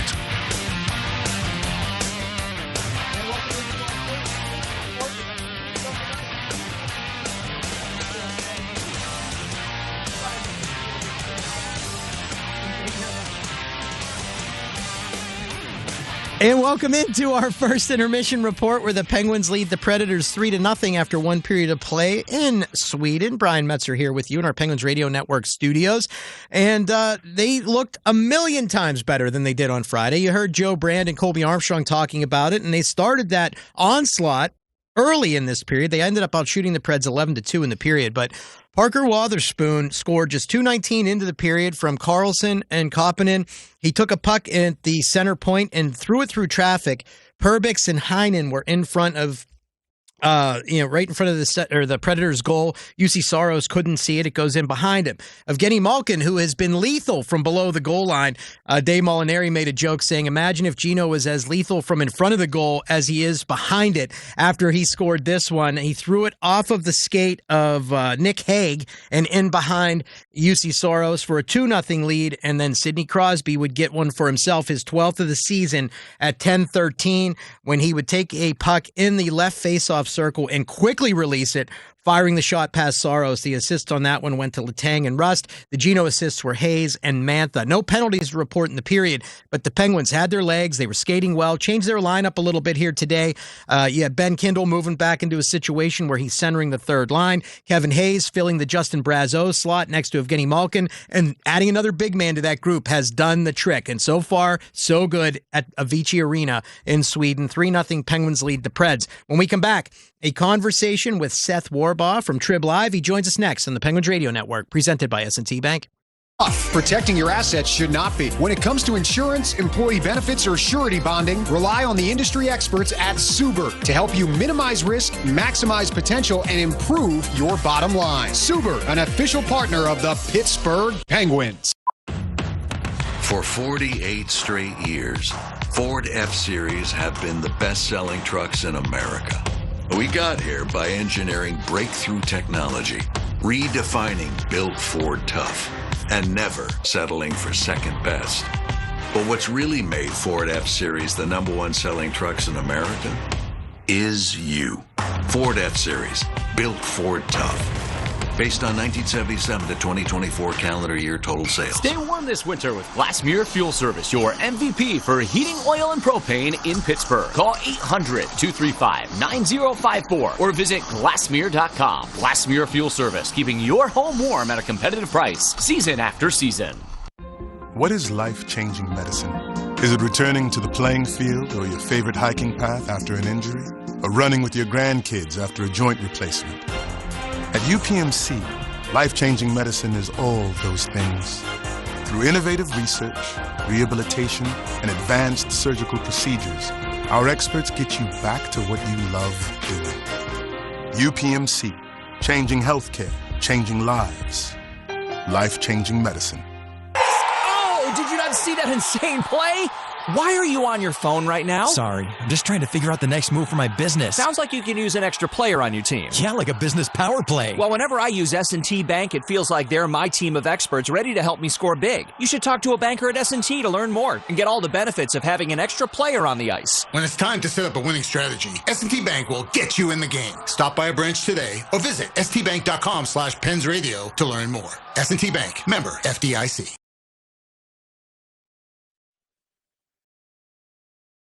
The Pittsburgh Penguins are brought to you by our founding partners, Coca-Cola and the new Coke Zero, founding partner of the Penguins.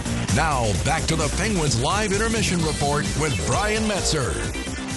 Penguins 3, Predators nothing after one period of play in Sweden. Brian Metzer back here with you, and now proud to be joined by Seth Warbaugh from Trib Live. Seth, thanks for taking the time this early Sunday morning. How are you, my friend?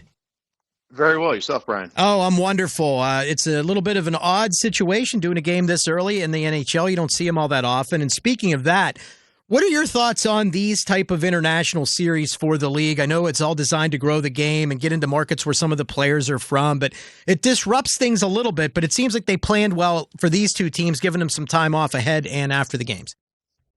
Well, what you said there originally, I think, is the point of all of this is to sell the game and to promote it elsewhere. This is a very international game, I guess. On top of that, too, I mean, you sell jerseys and you sell, video packages and you sell all kinds of merchandise and other things well beyond the borders of North America. So I'm sure there's plenty of kids over in Sweden right now wearing Erik Karlsson Penguin jerseys or Rickard Rakell Penguin jerseys. That might have to do more with the 6'7" meme than anything else, I guess. But and Philip Forsberg jerseys for that matter. So.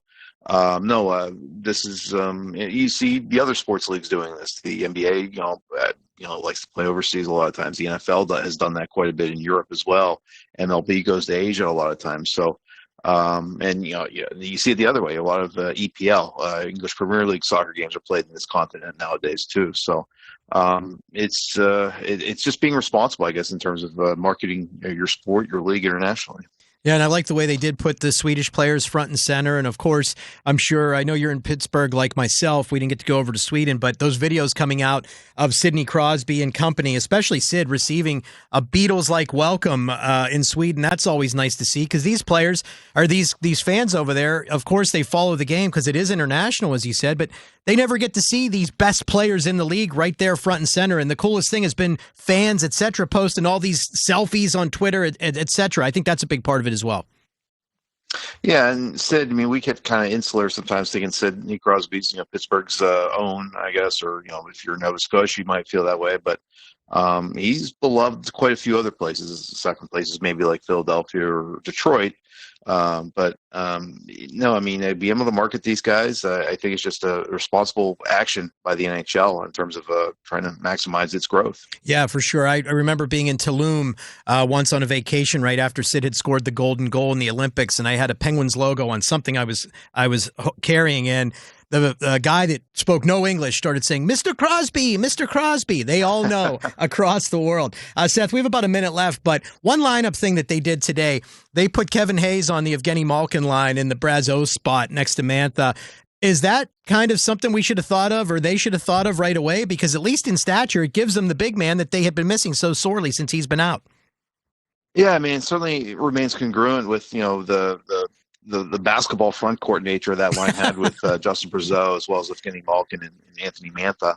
I think in fairness to the time, they liked what they kind of saw with Tommy Novak. Yeah. They even experimented with that a bit last year before Tommy Novak's injury, putting him on Malkin's line. But no, I mean, Kevin Hayes offers a lot of utility. He can play all 3 forward positions, kind of knows how to do a little bit of everything.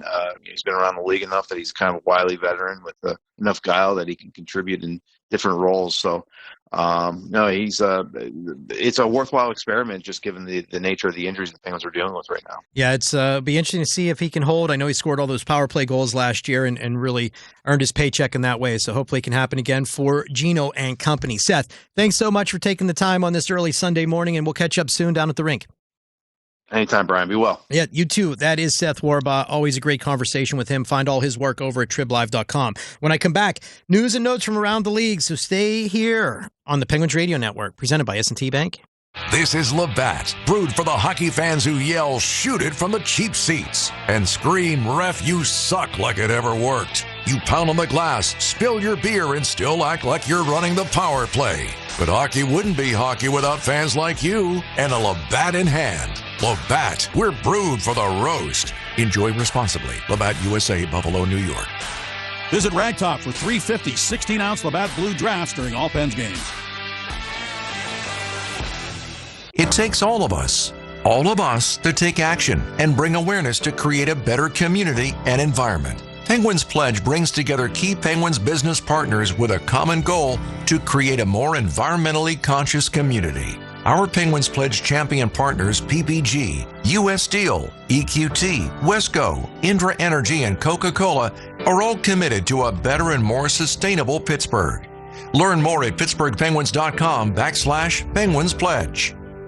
Pittsburgh-based EQT Corporation is the top natural gas producer in the United States and is a proud sponsor of the Pittsburgh Penguins' pathway to net zero. EQT is an industry leader in cutting emissions and using our region's clean resources to replace dirtier sources of energy overseas. EQT and the Penguins are focused on achieving key climate goals and reducing emissions across Pittsburgh and beyond. Visit EQT.com to learn more about how EQT is moving towards the future and setting the standard for production of affordable, reliable, and clean energy. It's crunch time. The Shop and Save Tailgate Zone giveaway is happening right now until December 21st. Grab game day snacks that bring the energy and enter for your shot to win a free tailgate party valued up to $450. Just head in store, find the Tailgate Zone signs, and scan the QR code to enter online. One tailgate party is given away every week. Submit an entry each week to be eligible. Shop, save, enjoy life. No purchase necessary. Void where prohibited. See store for official rules.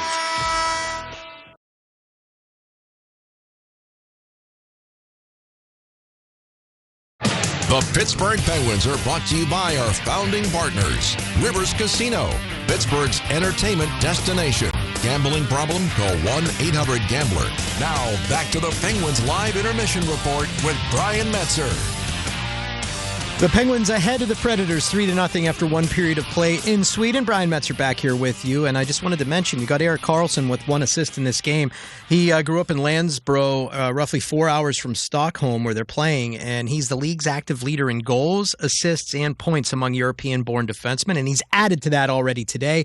Also wanted to mention Sidney Crosby on the board with a goal here in this one. He enters this game one multi-point effort shy of becoming just the 6th player in NHL history with 500 or more multi-point games. So Sid just needs one more point here today to achieve that milestone. And boy, it seems like it's been maybe a week since the last Sid milestone. He's had so many this year. So, of course, if he does it today, we'll let you know about it as well as everything else that happens. And in terms of the play-by-play action, we have the great Joe Brand and Colby Armstrong standing by to bring it all to you next on the Penguins Radio Network, presented by S&T Bank.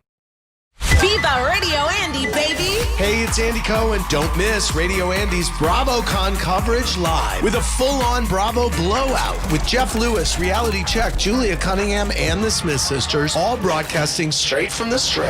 Glitz, gossip, and Radio Andy? What happens in Vegas doesn't always stay there. It's wall-to-wall coverage of BravoCon happening now. Only on Radio Andy, Sirius XM 102. Or listen on the Sirius XM app. Under review. And stop making excuses for bad goaltending. And is it bad? Is it horrendous? If you don't win because you don't make a save or two, yeah. The nature of it is the goaltender is responsible for 90% of the action. He's got to stop the puck. Why do we keep making apologies for goaltending? Stop it. Under review with Mick Kern, 11 a.m. Eastern on NHL Network Radio, Sirius XM 91, and the Sirius XM app.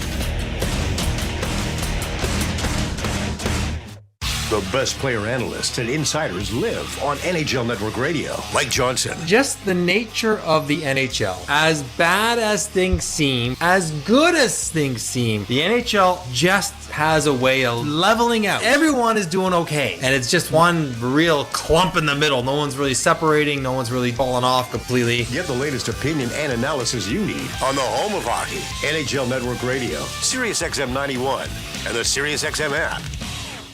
The best player analysts and insiders live on NHL Network Radio. Mike Johnson. Connor McDavid, 4th fastest player to ever score 1,100 points. I want to say he's the 3rd best offensive player of all time. That's Mario and him. Mind-blowing production of the highest order for Connor McDavid. It just made my head spin that he was able to be that consistent that long. Get the latest opinion and analysis you need on the home of hockey. NHL Network Radio, Sirius XM 91, and the Sirius XM app.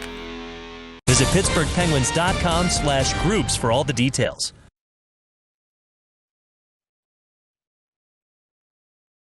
Let's pause 10 seconds for station identification on the Penguins Radio Network, presented by S&T Bank. Seguin lost it to Scheifele. Scheifele with the ice. Scheifele scores! Sirius XM NHL Network Radio.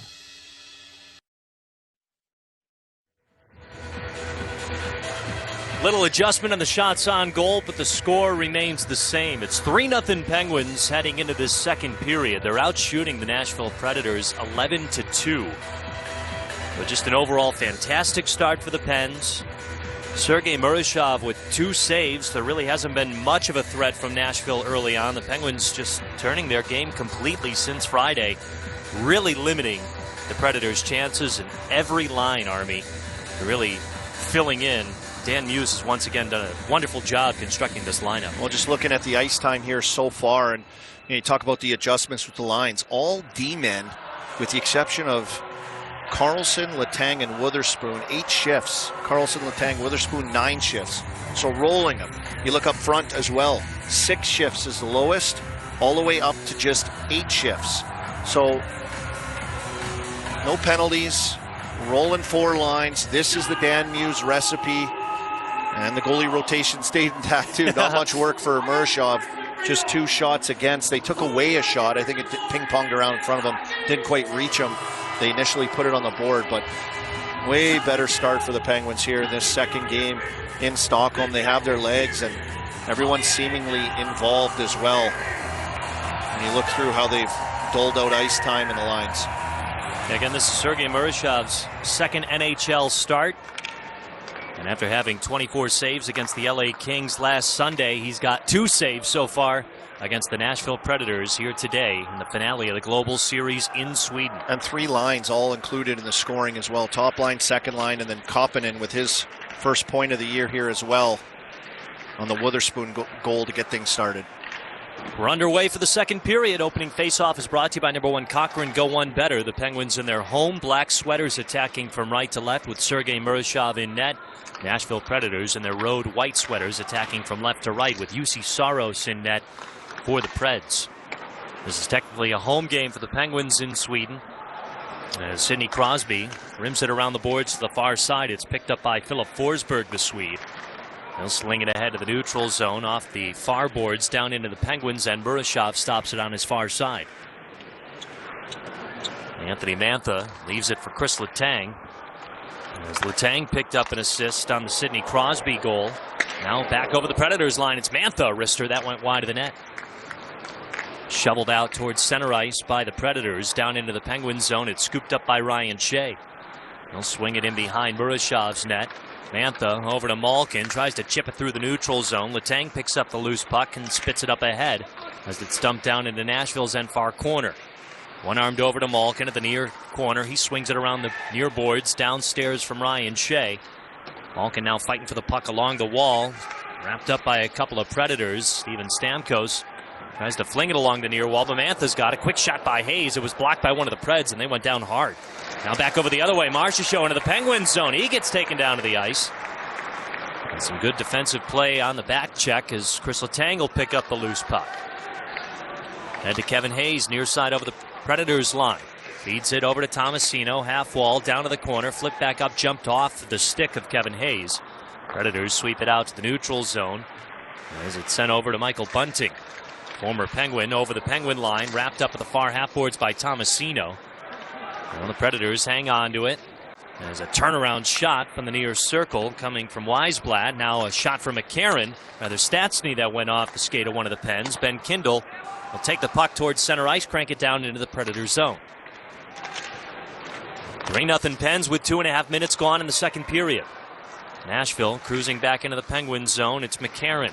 Takes it down to the near corner. Sent into the boards by Ryan Graves as Danton Heinen will pick it up in behind Murashov's net. Feed Connor Clifton. Back up to Heinen. Through the neutral zone he goes. Chips it down to the far corner in the Predators' end. In behind the net, it's Svechkov trying to clear it out along the near wall. Blake Lizotte slows things down and goes into a wrestling match in the near corner. Taking down Perbix along the end boards. Penguins still with it. Flip it up to the near point. Witherspoon wrister doesn't get through traffic. Goes over to the far corner. Forsberg tries to hack it out. It does go out towards center ice as Svechkov leads it ahead, and now cutting through it's Matthew Wood. Wrister and a stick save by Murashov.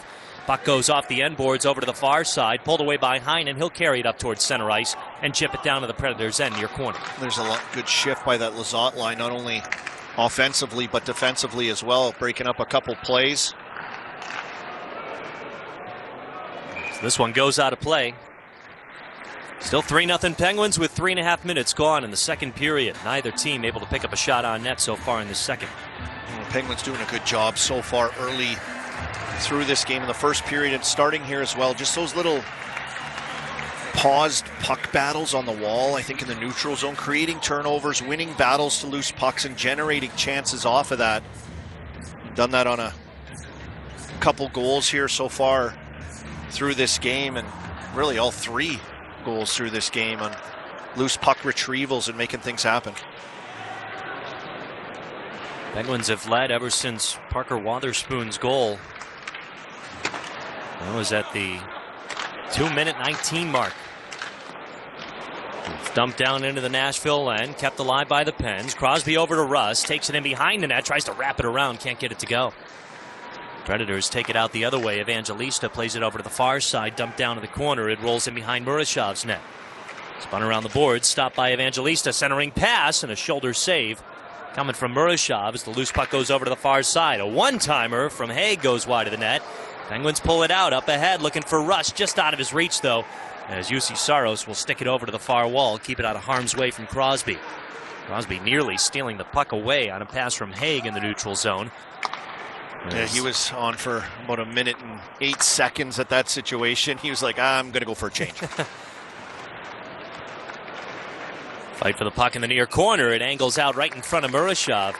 He'll freeze it. With 15:23 to go in the first period, Penguins lead the Preds 3-0 from Sweden. Well, the neutral zone seemingly a tough place for business here in this game, at least. Not really fluid chances through their tight checking and guys right on top of you, which doesn't allow for real fluidity of play. Turnaround shot from Nashville gets redirected over to the near corner. Puck pinballs around in front of Murashov. It's pulled out by Kevin Hayes out towards center ice. One of the Preds took a tumble right in front of the benches. You're right, Army. I feel like the Penguins' defensive play just clogging up the neutral zone. They have not allowed Nashville to do much at all offensively. You know, and this is where they've gotten to work. They've actually been able to generate off, because they have their legs. They're closing, creating battles off that forecheck, and then that's when they're gaining possession. It's not so much off the rush and through the neutral zone. We've seen them a couple almost 2-on-1s that they fumbled and hasn't transpired, but it's off of the battles and forechecking that they've been able to find success here so far in this game. Fight for the puck in behind Murashov's net. Connor Clifton got tangled up with Weisblatt. They both go down to the ice. Puck rolls over to the far corner as it spun up the boards for the Preds. Back down to that far corner, Michael Bunting along the end boards, gets it up to McCarron, flipped up, one-timer coming wide of the net. Off the end boards, goes over to the far side, sent back down deep by Nashville, and tripped down to the ice goes Bunting. And it's going to be a penalty, it will. It'll be a tripping penalty on Ryan Graves. Nashville still with the puck. Saros to the bench, extra attacker on this delayed penalty. Ryan Graves just getting a stick of the reach in. As Penguins do touch the puck now. And I know Bunting, he goes down easy. I think he was just waiting for a stick to go in there, unless he stepped on the stick, which he may have. Pittsburgh number 27 has a minor penalty for tripping. So try to get a look at the replay here and actually see what happened, but yeah, he did get his stick right under his skates. So the first power play of the day goes to the Nashville Predators. Penguins shorthanded, but with a 3-0 lead when we come back. 13:57 to go in the second on the Penguins Radio Network. Presented by S&T Bank. Spotting the perfect fit is kind of your thing. So when it comes to finding a used car, start your search at FordBlueAdvantage.com and find the perfect certified pre-owned vehicle at your local Ford dealer. One that comes with serious perks, like a thorough inspection, a Ford-backed warranty, even a Carfax report. Because you know what they say, the best finds are the ones that feel made for you. Ford Blue Advantage. Used car buying that's built for you. Available at participating dealers only. See your dealer for details and limitations. Pittsburgh-based EQT Corporation is the top natural gas producer in the United States and is a proud sponsor of the Pittsburgh Penguins' pathway to net zero. EQT is an industry leader in cutting emissions and using our region's clean resources to replace dirtier sources of energy overseas. EQT and the Penguins are focused on achieving key climate goals and reducing emissions across Pittsburgh and beyond. Visit EQT.com to learn more about how EQT is moving towards the future and setting the standard for production of affordable, reliable, and clean energy. As the largest and most experienced program in the region, UPMC Sports Medicine knows that injuries can happen to anyone, whether you're a weekend athlete, a rising star, or even a seasoned pro. That's why we offer a complete range of services and experts to help treat and prevent sports-related injuries to get you back in the game. To make an appointment, visit upmcsportsmedicine.com. The UPMC is the official healthcare provider of the Pittsburgh Penguins.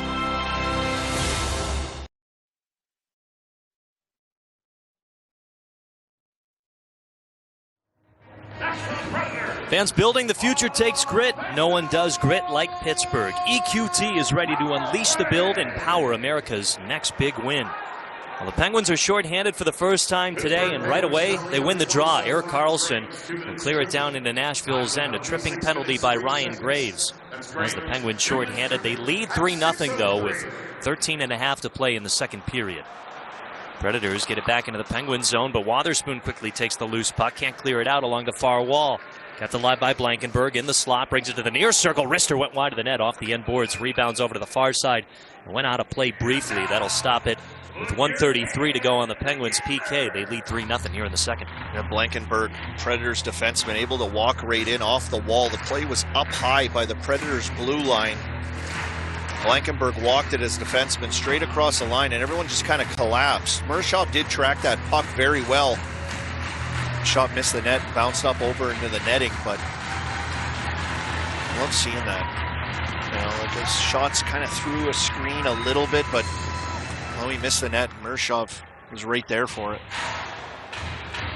Nashville only with 2 shots on goal. Almost 27 minutes gone in this game. They win the draw in the Penguins zone. Up to the point for Marchessault. The high slot Blankenberg. Far circle, shot fired. Pad save Murashov. Backhand attempt. And another glove save by Sergei Murashov. 2 big saves for the Penguins goaltender. Keeps the 3-0 Pens with 1:19 to go on their PK. Yeah, Matthew Wood of the Predators. Down low, in and around, maybe in that bumper position a little bit. The puck kind of bounces out to him with Bunting right at the net front as he usually is, as he goes backhand to forehand with a rebound that kind of sprung right to him. And the backhand, he was going short side high. Murashov didn't even go down. Just stood there staring that shot down and easily gloved it. Nashville's power play has contributed just 1 goal in their last 3 games. They were held off on 2 power plays Friday against the Pens.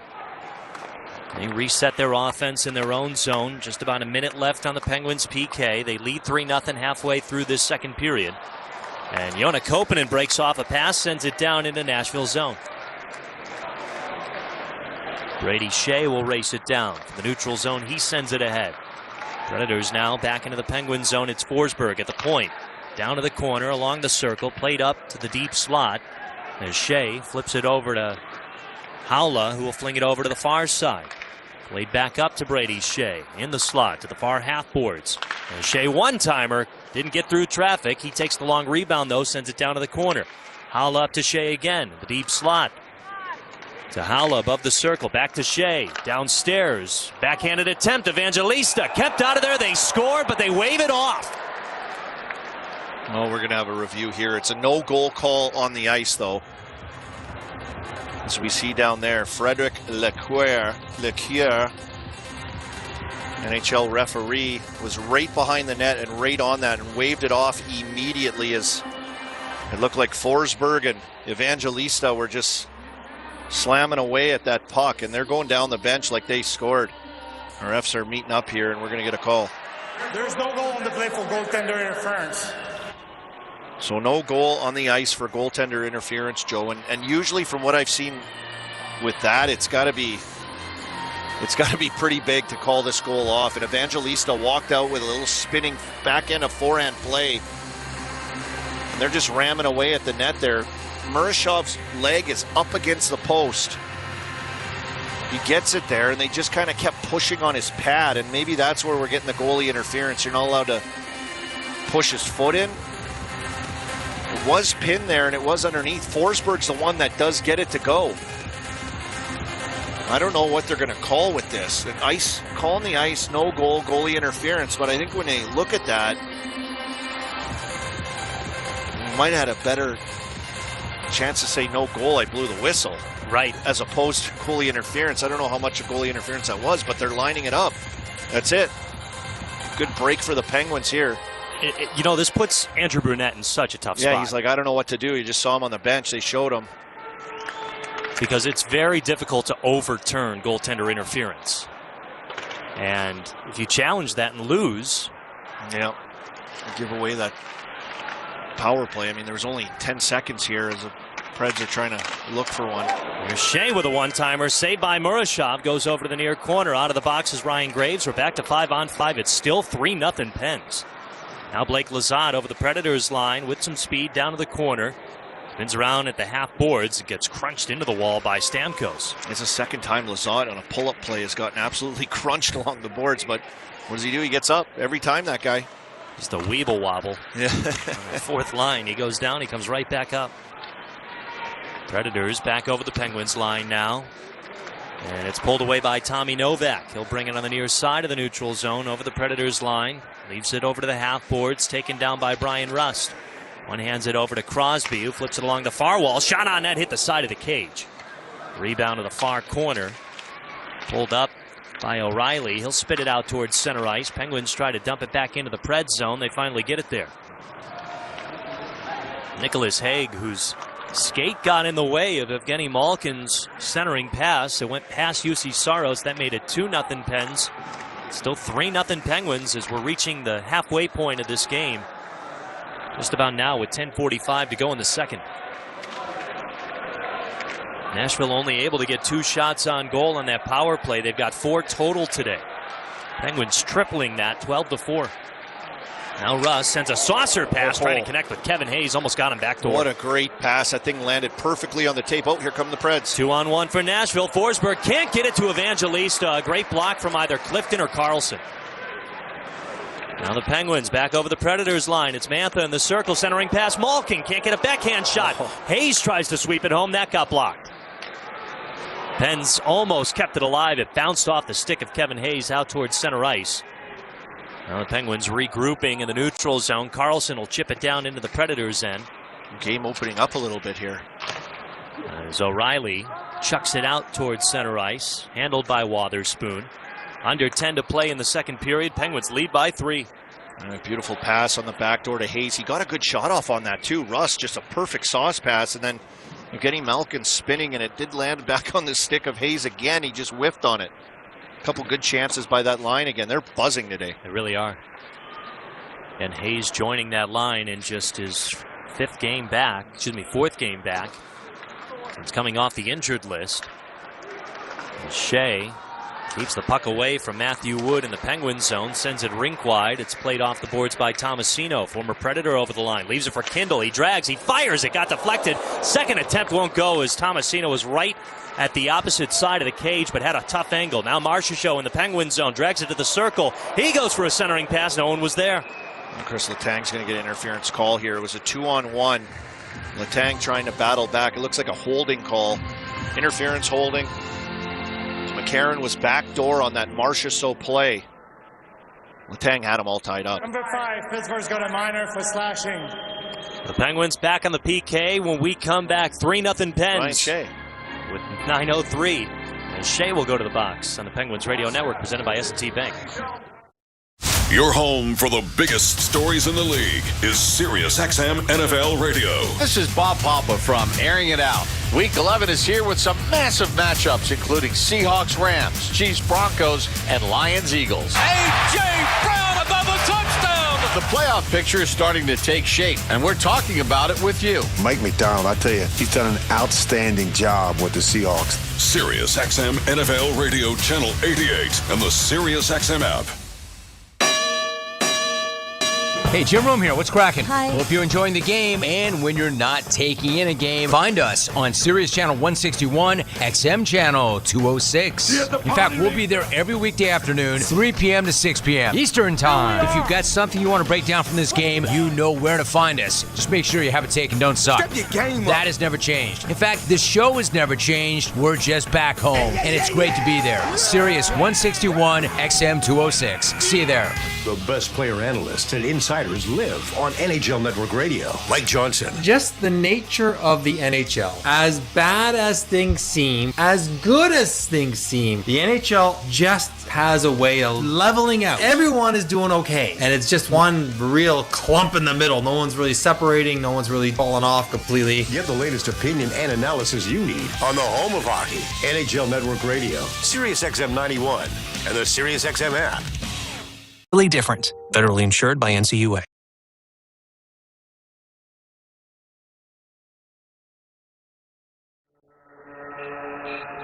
Well, the Penguins are looking for another kill.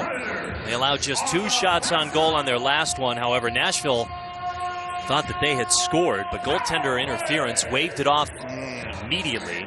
I don't know if I like that call necessarily. Like, Shea did get his stick in there. I was more seeing Letang taking McCarron.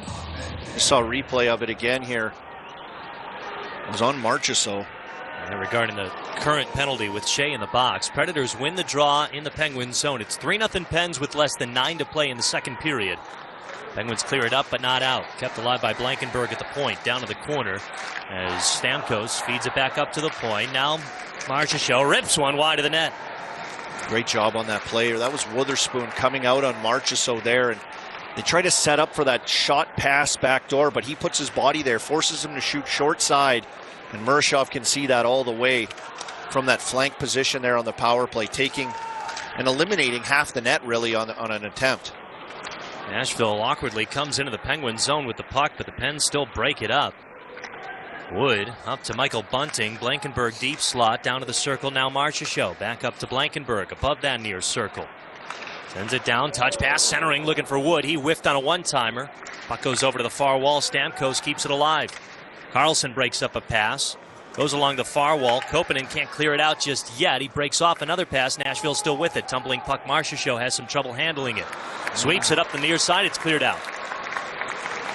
Real sloppy by the Preds. They never could quite set up. Guys falling down a little bit all over the place. It just not clean and crisp for them. 35 seconds to go on the Penguins PK. We get another whistle blown here. Chris Letang stripped Ryan O'Reilly of that puck. Looks like it'll be another penalty here. 34 seconds on the Shea penalty. Pittsburgh has a bench minor for too many players on the ice. Oh boy. And caught him for too many men. The puck was on the other side of the ice as Chris Letang made the play down low. The miscue was on the defenseman. The 2D tried to change. It was Wotherspoon coming off, and he didn't come off before Graves jumped on. So on the other side of the ice, Chris Letang jumps on the ice, makes a play on the puck, and seemingly nothing happened really there. I was wondering what's going on here, but a little mix-up at the bench as the Preds quick up that puck. And they were caught. There's 6 guys on the ice. See the replay here now. They're supposed to have 5. Oh, sorry, 5 guys on the ice. No, you're right. There were 6 guys. You're not even supposed to have 5. Yeah, 2D jumped. The 1D came off and was still on the ice. A little sketchy situation there. 5-on-3 here for 34 seconds with Ryan Shea and Tomasino serving that too many men on the ice penalty. The face-off to the right of Sergei Murashov. Penguins lead 3-0. 7:37 to go in the second. Blake Lizotte can't win the draw. Blankenburg's got it. To Stamkos about the far circle. Down to the bottom of the circle. Back up to Stamkos. The slot for Forsberg. Tried to slide one to Stamkos. Lizotte broke off the pass. Tries to clear it out. Forces it to the far wall. And it's finally, not poked out. Wow. What a battle by Lizotte there. He's taken on 4 Predators. Almost got it out. Just couldn't quite do it. 10 seconds to go on the 5-on-3. Forsberg near circle with it. Towards the slot. One-timer Stamkos and a save, or it got through some traffic over to the near corner. Murashov with the blocker. Back across on Stamkos. What a save. Blocker save in that situation from his favorite spot over there on that flank. Out of the box is Ryan Shea. It's back to a traditional penalty kill for the Penguins. 1:10 to go on it. Now Forsberg back in the Penguins zone. Along the boards. To Evangelista in the slot. Back skates to the far circle. Forsberg a drive. Doesn't get through traffic. Pops up, skims the netting. 62 seconds to go. Second left it on the second penalty for too many men. Well, again, if you ask them, they'd tell you they had a power play goal, the first power play they had. Waved off due to goaltender interference. Nashville with it in the Penguins zone. It's Shea. Down to the near circle for Evangelista. Hangs on downstairs for Blankenburg. Evangelista going for a shot pass towards the crease. Doesn't get through, and the Penguins clear it out. Yeah, it was a shot pass. It just kind of sprung off his stick and popped up in the air. Did end up to a Preds player right in front, but Penguins pounce on it and get it out. 30 seconds to go on this Penguins PK. 6 minutes to go in the second period. Penguins lead 3-0, and it's cleared out again by Connor Dewar. Preds back over the Penguins line. Settled down by Wotherspoon. He clears it up, but not out. Bunting skits around, goes for a centering pass. Letang blocks that, and he'll clear it down. There's 8 seconds left now. Tomasino will come out. Good job by the Penguins here on this penalty kill. 30 seconds of 5-on-3. And get the whole thing done. 3 total PKs for the Penguins in this second period. They lead 3-0. They're out shooting Nashville 14-6, and the Penguins clear it out again.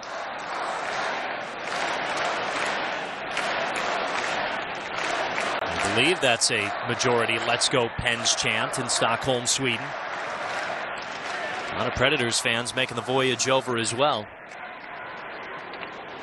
Down into the near corner, the Penguins zone.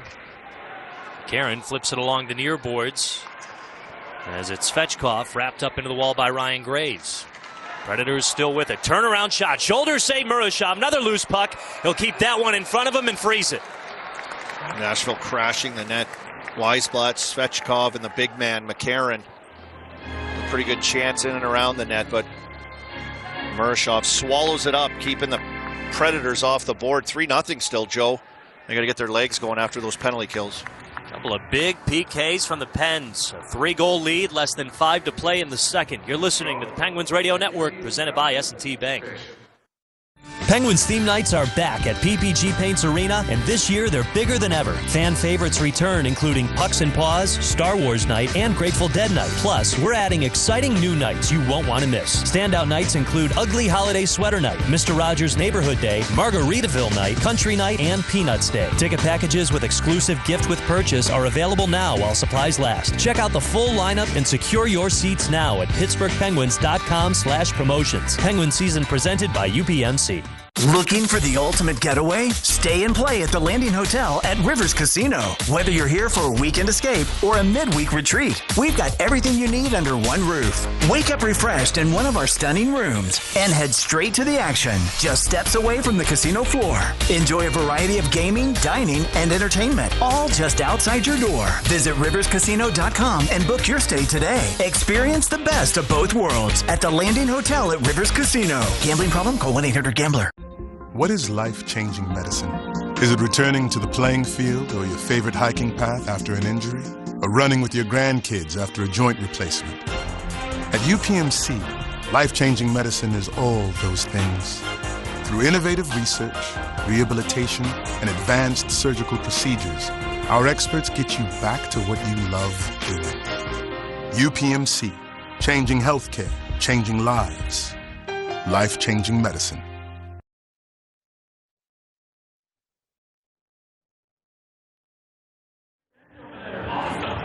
Still 3-0 Pens. 3 big PKs in the second period. Penguins out shooting Nashville 14-8. They're scoring all 3 goals in that first period. Along with Colby Armstrong, I'm Joe Brand. Yeah, just 3 shots on goal for the Penguins here in this second, and having to kill penalties doesn't help, but they'll need a few shifts to get back going here. About 30 seconds of a 5-on-3 they were able to kill off as Tommy Novak clears it out into Nashville's end, played off the wall by Adam Wilsby, another Sweden, another Swedish native, actually from Stockholm. They fight for the puck along the near half wall on the Predators' end. Up to the point by Graves. He'll stick it down a little bit further. They clear it out, but to Nashville as Forsberg will flip it along the wall, and a big hit by Ryan Graves on Evangelista. He might have got a stick up on him as well. When the Predators thought they had scored. Yes, it was. He thought he had a goal. And then he was the guy that hit the double doink yesterday. Yep. Now he's having a rough go in Stockholm, isn't he? Cross-checks himself. He can't wait to get home. So 4 minutes to go in the second period. Penguins lead 3-0. Loose puck in front of Saros. He'll stick it away over to Eric Haula. Now it's high stuck. Played with a high stick. Mantha out of midair and touched by a Penguins player, so this faceoff will come just outside the Pred zone. If I'm correct, they'll put it at center ice, actually. Yeah, just another look at that hit by Graves on Evangelista. Evangelista got his hands out to kind of protect him from the hit, but when his hands were out holding his stick like in a cross-check position, Graves blasted through it, and his stick came back into his own face. And Evangelista, like you said, pushed the official into Nashville's bench. And he flipped right up over top of it. Predators players very nice, caught him and boosted him back out of the bench. Gave him the assist. 3:33 to go in the second period. Downstairs, Danton Heinen can't tuck one home. Bad save from Saros.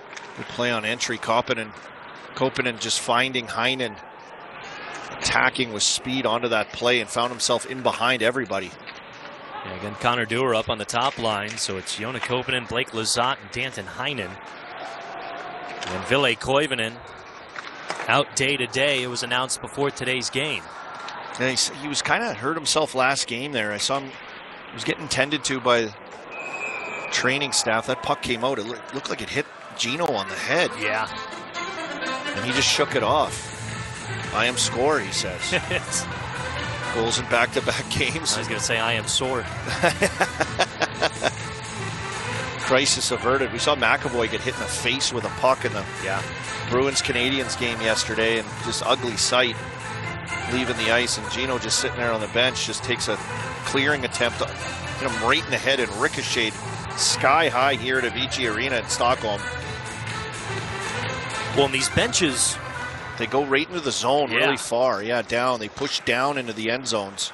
You gotta be really careful with line changes when jumping on. You don't go offside or linger in the zone and cause all kinds of issues. Yeah, they're practically halfway into the zone. I mean, the end of the bench is pretty much touching the top of the circle. And actually, last preseason when the Penguins were in Sudbury for the Hockeyville game, as this will be icing by the Pens, there was a situation similar to that where there was an offensive zone draw and the puck quickly screamed into the Penguins bench. It caught Blake Lizotte in the face. Yes, that's right, and he missed some time with that injury as well. He was talking with Mike Sullivan. But usually on these benches, though, they have 3 gates. They'll have one down at the end by the D. They'll have one in the middle, right at the blue line, and they have the standard forward bench at the far end.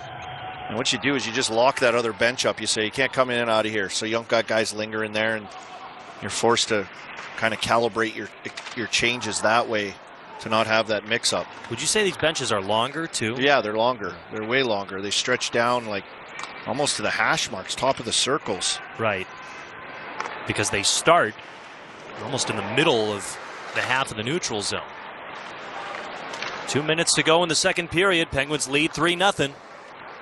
Loose puck over at the far circle to the right of Murashov. Crosby trying to sweep it over to the wall, but he got wrapped up by Evangelista, who takes the puck back again.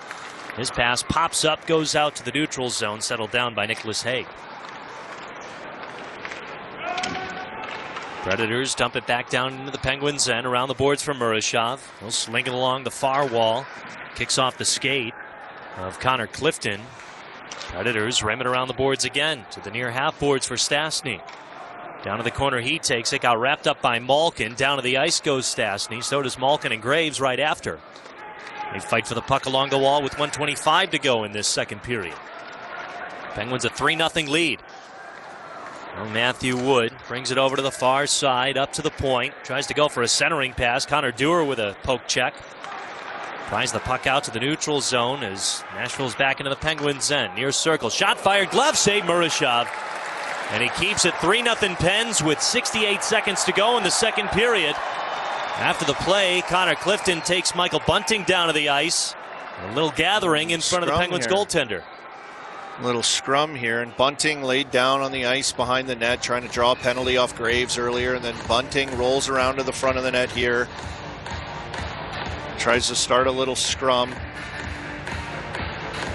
Never really fights, though. Doesn't do much of that. Preds got their legs going here a little bit now, as McCarron and Graves are still mixing it up. Seems like McCarron really wants to go. McCarron wants it, yeah. McCarron can chuck him pretty good. Graves and McCarron continue to chirp and go at it. Graves kind of had his way with Bunting a little bit on that shift, but a little bit of feistiness now. A little more physicality from Ryan Graves in this game, and he's still barking. Bunting animated on the bench, saying he's cross-checked when he was down. That was when Graves had him down behind the net. He wants a penalty called on that. Well, a minute to go in the second period. 1 minute remaining in the period. Penguins lead 3-0 over the Preds. Out shooting Nashville 14-8.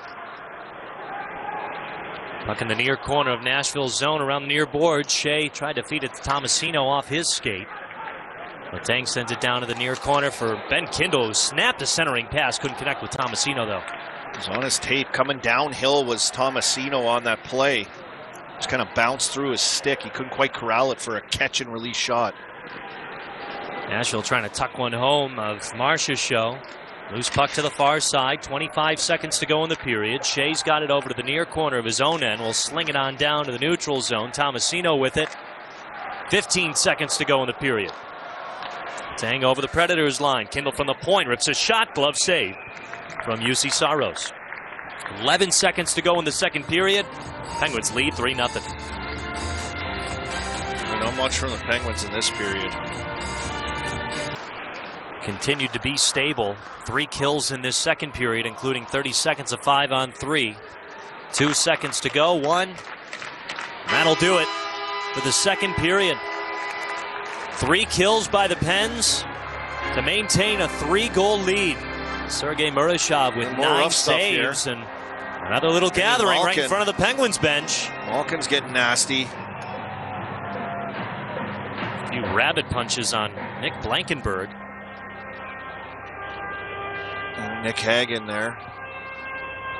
Usually the biggest guy in this situation. He's got Mantha and Malkin all over him a little bit. That thing kind of settles down, Joe. Settle it down. Just get regrouped here. Well, the Penguins with a 3-goal lead, but the third periods have been tough for them lately. Hoping to close this one out to wrap up the Global Series with a win and a long, happy flight home. An important 20 minutes coming up for the Pens in just a few short moments. Brian Metzer will have the second intermission report for us, including a chat with the arm dog, Colby Armstrong. It's all here on the Penguins Radio Network, presented by S&T Bank. Hi, Joe Stefka here for NSS Life. For well over a century, we've been providing a smarter, more affordable way to deliver financial security for families across America. And hi, this is Phil Bork. NSS Life is a great company that continues to offer charitable, social, and educational opportunities. Plus, their annuities ensure that your money is safe and grows every single day. NSS Life, where family matters. It takes real beer to quench real thirst, to give you real satisfaction. Iron City Beer is the perfect result of the skill and knowledge developed through 164 years in the business. Go on, grab one.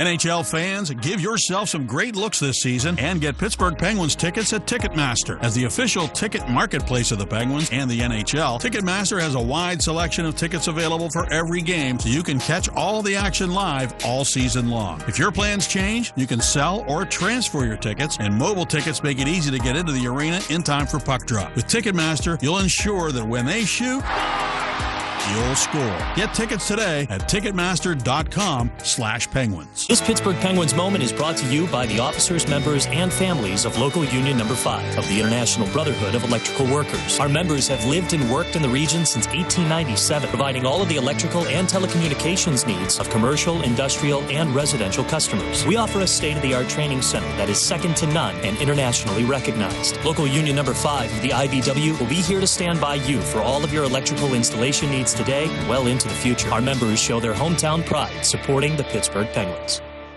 Hey, Pens fans, Colby Armstrong here. As the official security partner of the Pittsburgh Penguins, the local team here at Vector Security is committed to protecting homes and businesses throughout southwestern PA. They are headquartered here. Their families eat, shop, and go to school and church in our communities. So they have a vested interest in keeping the homes and businesses of our neighbors safe and secure. Visit vectorsecurity.com/pens for a free security assessment that will address your unique needs. That's vectorsecurity.com/pens.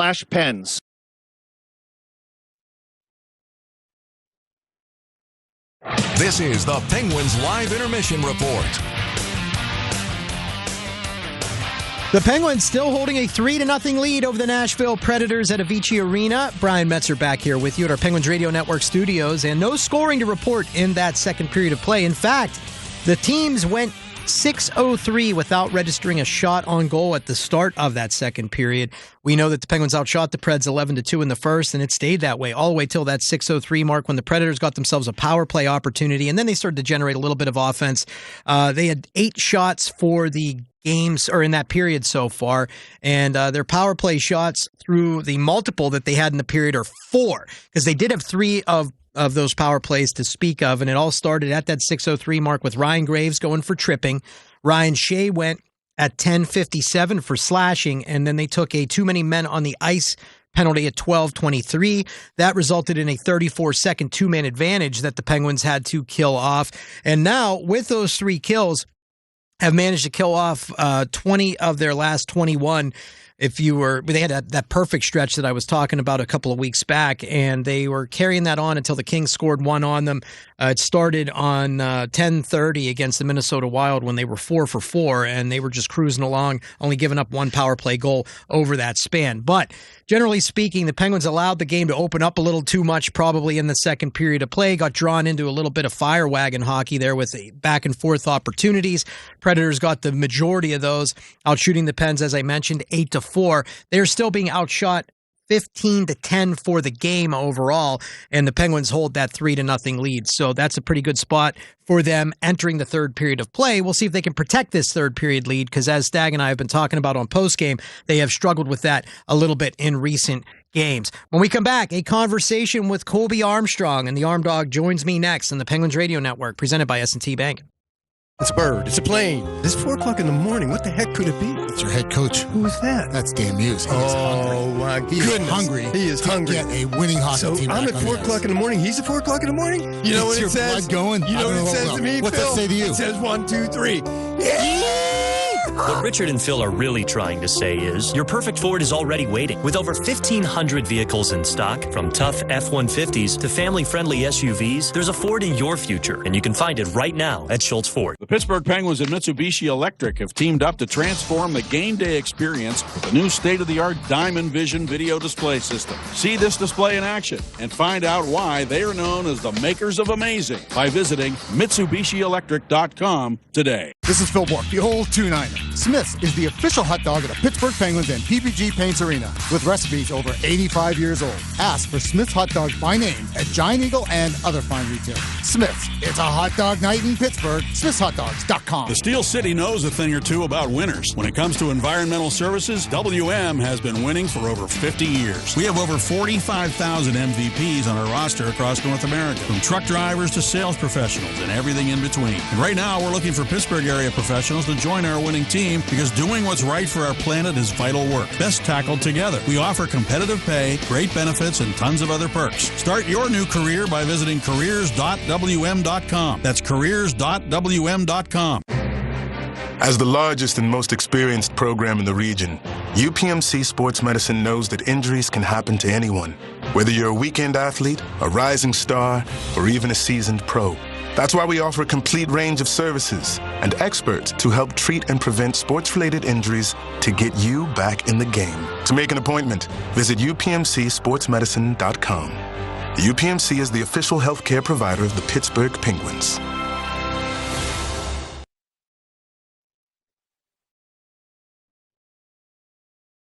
This is the Penguins Live Intermission Report. Penguins ahead of the Predators 3-0 after 2 at Avicii Arena. Brian Metzer back here with you, and joined now by the Arm Dog. Colby Armstrong joins me to discuss. Army, how's your day going? Great call so far, my friend. Yeah, much better effort by the Penguins to get some goals in the first period. A little quiet in the second there, Metzi. Killing some penalties and not as involved with their legs, and maybe opening the door a little for an interesting third period here. They got to find their legs again, but feel good this morning. Global Series wrapping up, buddy.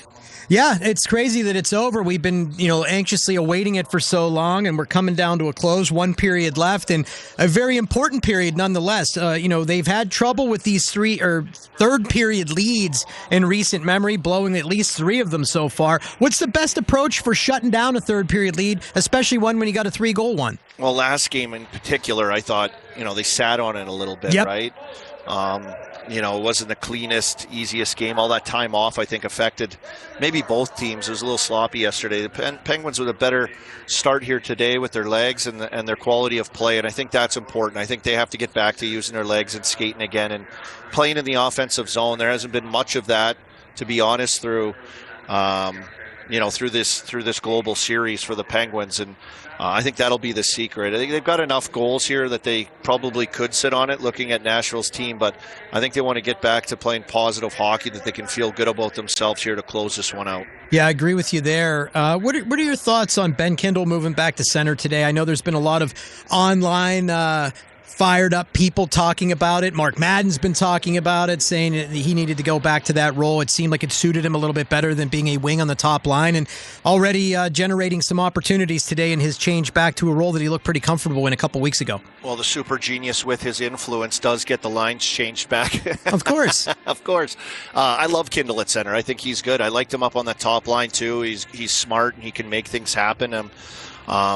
But I do not mind him in that situation. And look, trying to spread the lines around. I think Dan Muse has done a good job here today in the adjustments. Koivunen out. You see Heinen come back in. They bump Kindle down to that third line center position. They move Hayes up to create another mutant line, which has been pretty good here today as well. And so masterful work by Dan Muse and some adjustments that he's made with the lineup here today, slotting guys around into better positions, making them a little bit deeper, right? They're dealing with some injuries. Koivunen, lower body injury held out today, so add him to the list of the others that are some key guys as well. Well, that's been the biggest issue for me when you looked at this team with the injuries, is the way they had to shuffle bodies around.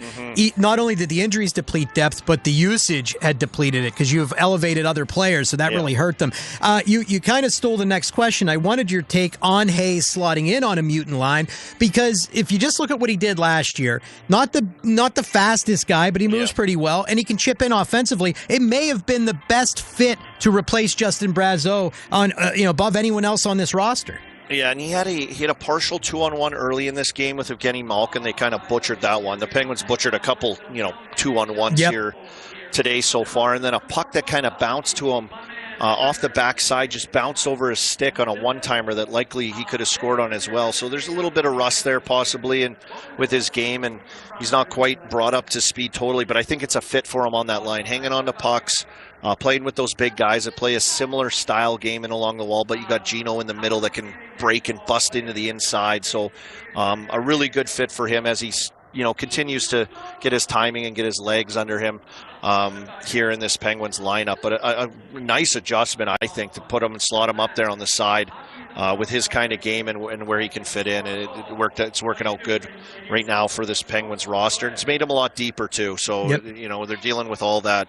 But big sports day today. Get a little Penguins hockey early. Got the Steelers game later, Metsy. And then if you're into it, there's a Grey Cup game, Saskatchewan Roughriders against Montreal Alouettes later tonight as well. Hopefully it's all more riveting than the NFL action that's being played now. 6-6 at the half, Dolphins and Commanders in Barcelona. Oh, that's right. That's right. They are over there. Thank you, my friend. Great stuff. Go get yourself an eggnog after this, and we'll reconvene soon. I'd love to hit holiday season early. Eggnog will be on the menu this afternoon after this is all done. Awesome stuff, my friend. That is Colby Armstrong, and you can hear he and Joe Brandt calling the rest of this one for you. When I come back, a couple of news bites, and you'll get them next on the Penguins Radio Network, presented by S&T Bank. I'm John Morgan of Morgan & Morgan. If you've been injured in a car accident, call America's largest injury law firm. For over 35 years, my mission has been to deliver more for our clients, to deliver more for you. If you or anyone in your family has been injured in a car accident, call us now, as the time to file a claim may be limited. Morgan & Morgan. Visit forthepeople.com for an office near you. Proud sponsor of the Pittsburgh Penguins. Offices Pittsburgh. Hey, Pittsburgh fans, this is Phil Bork. In hockey, big goals cause big momentum shift. As we all know, our Penguins have scored a lot of big goals over the years. As a founding partner of the Penguins, PPG also likes big goals and is pursuing them off the ice to better the Pittsburgh community and the world. Through their Colorful Communities program, they team up with community partners to protect and beautify neighborhoods globally. Since 2015, they've completed over 500 projects, including one I had the chance to be a part of right here in Pittsburgh. We like big goals because when we score them, we all win. Do you know an educator that goes above and beyond for their students? Highmark and the Pittsburgh Penguins want to celebrate the educators who make a difference every day. Nominate an outstanding educator for the Highmark Most Valuable Educator Contest for their chance to win the ultimate away game trip, including round-trip flights, a 2-night hotel stay, and tickets to see the Penguins take on the New York Rangers at Madison Square Garden on February 28th. Nominate your favorite educator today at pittsburghpenguins.com/contests. That's pittsburghpenguins.com/contests. With the NHL app, you can listen to every NHL game right from your phone. And with home and away broadcast feeds, you choose your way to listen. And he scores! Whether you're at work, at the gym, or stuck in traffic, The NHL app puts you right in the action all season long. Every team, every game, everywhere you go. Download the NHL app and never miss a moment.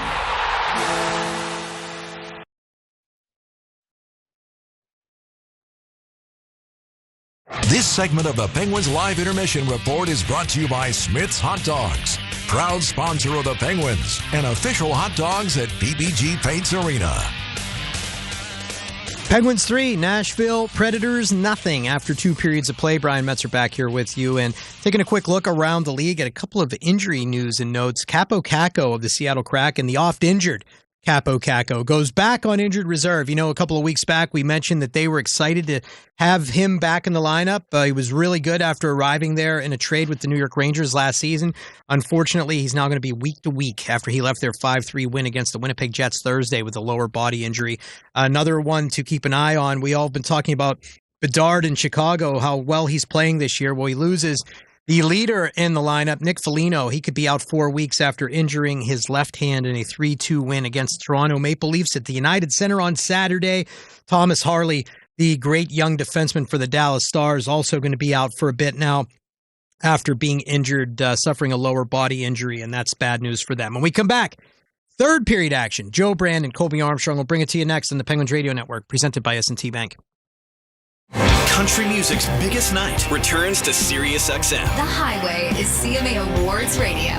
Your all-access pass backstage at rehearsals. Mic check. All the way through the red carpet and 59th CMA Awards broadcasts. Live on The Highway and SiriusXM app.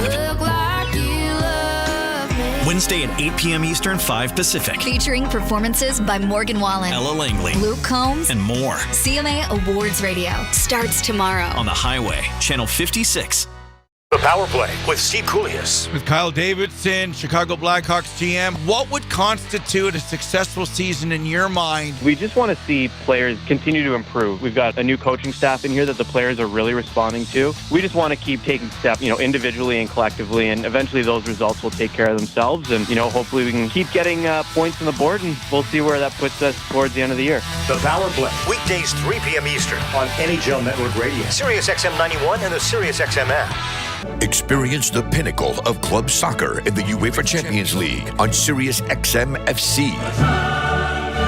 This is the place where legends are born. Merseyside magic from Mo Salah. Dynasties are built. Real Madrid do what they do best. And history is made. It is a night to remember for Paris Saint-Germain. Hear the top Champions League matches all season long on SiriusXM FC 157 and the SiriusXM app.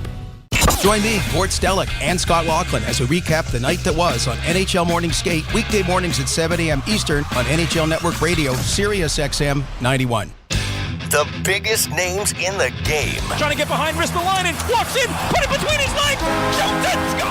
NHL play-by-play on SiriusXM. Hockey lives here. Suzuki sweeps it. There's a chance. Rebound, Caulfield shoots and scores. NHL play-by-play on SiriusXM. OE66.org.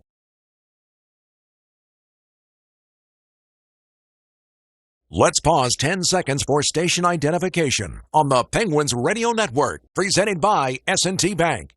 The fastest game on ice. Step on. Next Schmaltz, he's in. Schmaltz to step up. He scores! SiriusXM NHL Network Radio. A 3-0 lead for the Penguins heading into the third period. As good as that sounds, Penguins have had trouble with both of these situations. So looking to close things out in the final 20 minutes from Sweden. And a chance to wrap up the global series and have a long 6-hour plane flight with some positive spirits. Sergei Berezhov. I think so, yeah. 6 hours? Not bad. But then I believe there's a 6-hour time difference as well. That's the brutal part, So yeah. once you land there, it's like you're 12 hours out of sorts. That's why the Penguins went right to practice after they landed. He's Colby Armstrong. I'm Joe Brand. So wrap up the global series, the season series with the Nashville Predators. Penguins will be back home on Friday, November 21st against the Minnesota Wild. It'll be a back-to-back weekend. They're hosting the Seattle Kraken on Saturday night. All right, Avicii Arena, Stockholm. Third period is here So you got to think the Penguins are going to get some power play chances here in the third period. Right. What transpired in the second, a 5-on-3 for Nashville, that they score on any of their power play chances. But that will be on the way the Penguins decide to play as well. Get their legs going and start to draw some penalties will be key for them here as well. All 3 penalties going against the Penguins in the second period. Drop of the puck. We're underway here in the third. Opening faceoffs brought to you by number 1 Cochrane. Penguins in their home black sweaters attacking from left to right in Stockholm, Sweden. Sergei Murashov in net. He stopped all 10 against the Predators so far. The Nashville Predators in their road white sweaters attacking from right to left with UC Saros in net. He has stopped 12 of 15 as this one will be icing by the Preds. 30 seconds in. Predators this year have scored 4 or more goals in just 6 games. I know they love to think that they could try to push it maybe to overtime to try to push for that, but this is their 20th game of the season. I'm sure they have the firepower in their lineup really, and the Pens really take their foot off the gas, but I don't know if they have that in them this year. Now the Predators are in the bottom 3 for scoring and goals allowed. There's Crosby in this top line into the Predator zone. Dewar a drag and a shot and a pad save from Saros. Good shot by Dewar, and Russ passing through in front of his eyes. An entry and cross ice pass on entry by Crosby. Penguins dump it back into the Predators zone in behind Saros' net. Haig plays it ahead of the far side up towards the neutral zone. Chipped down into the Penguins' end. Slowly rolls behind Murashov's net now. Fight for the puck in the far corner of the trapezoid. Pulled out by Chris Letang. Anthony Mantha will feed it back. Now up ahead through the neutral zone. Over the Predators line. Stopped at the far circle. Leaves it for Malkin. Mantha whiffed on a shot. Still picked up the loose puck. His next shot went blocked and over the net. Ryan Shea can't keep it alive at the near point. Has to regroup in the neutral zone with Ryan Graves. Pens get a change as this new look third line comes out. Tommy Novak, Ben Kindle, and Philip Tomasino. Kindle back at center. Drops it back to Ryan Shea. He sends it up ahead of the Nashville zone. Adam Wilsby spins it around the boards on the far side. This one pops up. Thought it was going to be out of play. Taken back by the Pens, though. Connor Clifton snapped ahead of the neutral zone. Goes out into Nashville's end. Raced down by Svechkov around the boards on the near side. Down towards center ice it goes. Carried over the Penguins line. Looking for a centering pass right over the doorstep, but Forsberg couldn't connect. A good play on execution to get it into that net front position, just passing through Forsberg. Saros will smother a Penguins dump in. Tried to play it, but a whistle on the play, an offensive zone faceoff for the Penguins.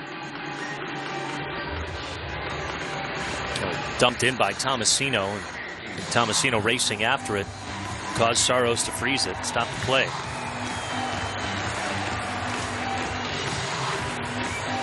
Saros picking up his 6th win of the season. Friday's victory against the Pens. He moves to a hockey 500 at 6-6-3. Justus Annunen, the other goaltender for the Preds, 0-3-1 this year. He's not playing much. No. Oh, you got Saros. He's kind of a true horse as McCarron kind of stops in on Murashov, sprays with some snow. Big McCarron's kind of looking for it. Got a little testy at the end of the period at the end there, and Witherspoon came in, shoved him out of there, letting him know. McCarron and Graves barking at they were each going other. at it, hey? Yeah, he really sprayed the snow on Murashov on that. Nothing happening. Murashov just covered it and gets a little snow shower. 21-year-old goaltender with 11 saves today, make it 12. Pad save on the right side as Weissblatt sticks it up along the near wall. Shea spins it deep down again. Witherspoon plays the loose puck, gets it up to Blake Lizotte. He'll carry it out towards center ice. Rink wide pass. Carlson with some speed over the Predators line. Slowed the play down but couldn't keep it away. from McCarron as he kicks it out towards center ice. Now Koponen shovels it back over to Carlson. Almost 3.5 minutes gone in the third period. Penguins lead 3-0. This one will go out of play, or rather offside by the Pens. Well, the Penguins out shooting Nashville 15-13, but that means they've had just 4 since the first period. There's a few shots in the second and not much to write home about here in the third. And kind of continue that choppy neutral zone play by both teams here. Another face-off at center ice. Crosby against O'Reilly, and the Penguins control. Send it deep into the Predators zone.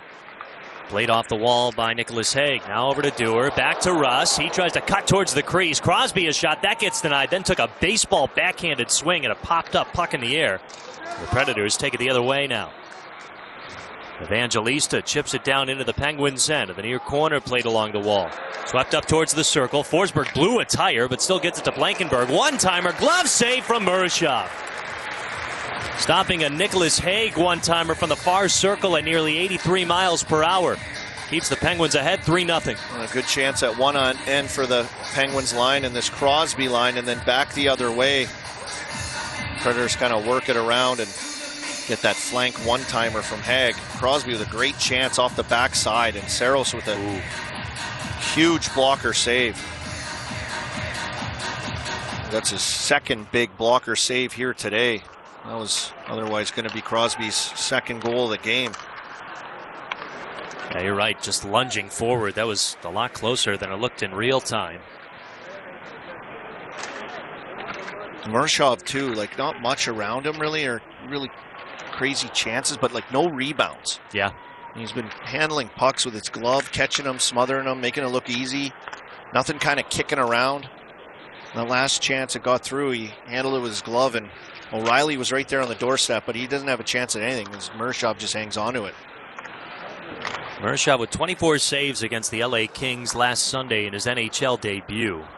He suffered the loss, but hard to blame him on it, as the Kings came back, tied things up in the third, and then won it. There's a shot from the near point. Trickles past Sergei Murashov. Predators still with the puck in the Penguin zone, looking for a centering pass. Couldn't find it. Bunting's got it in the corner. Flips it ahead. That gets deflected. Rolling puck towards the blue line as Ben Kindle will sweep it away to Tommy Novak. Back over to Kindle in the corner, but he's wrapped up by one of the Preds. Played out by Weisblatt. And now gets stripped of the puck from Tommy Novak. Puck in the corner over to the far side. It's raced down by Nicholas Hague.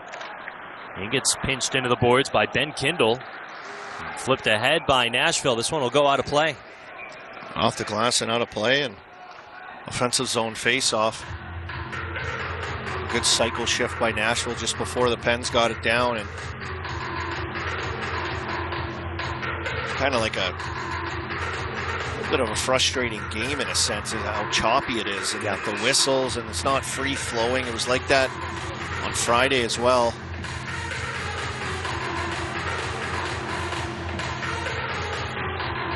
Yeah, that really prevented the Penguins from finding their stride on Friday.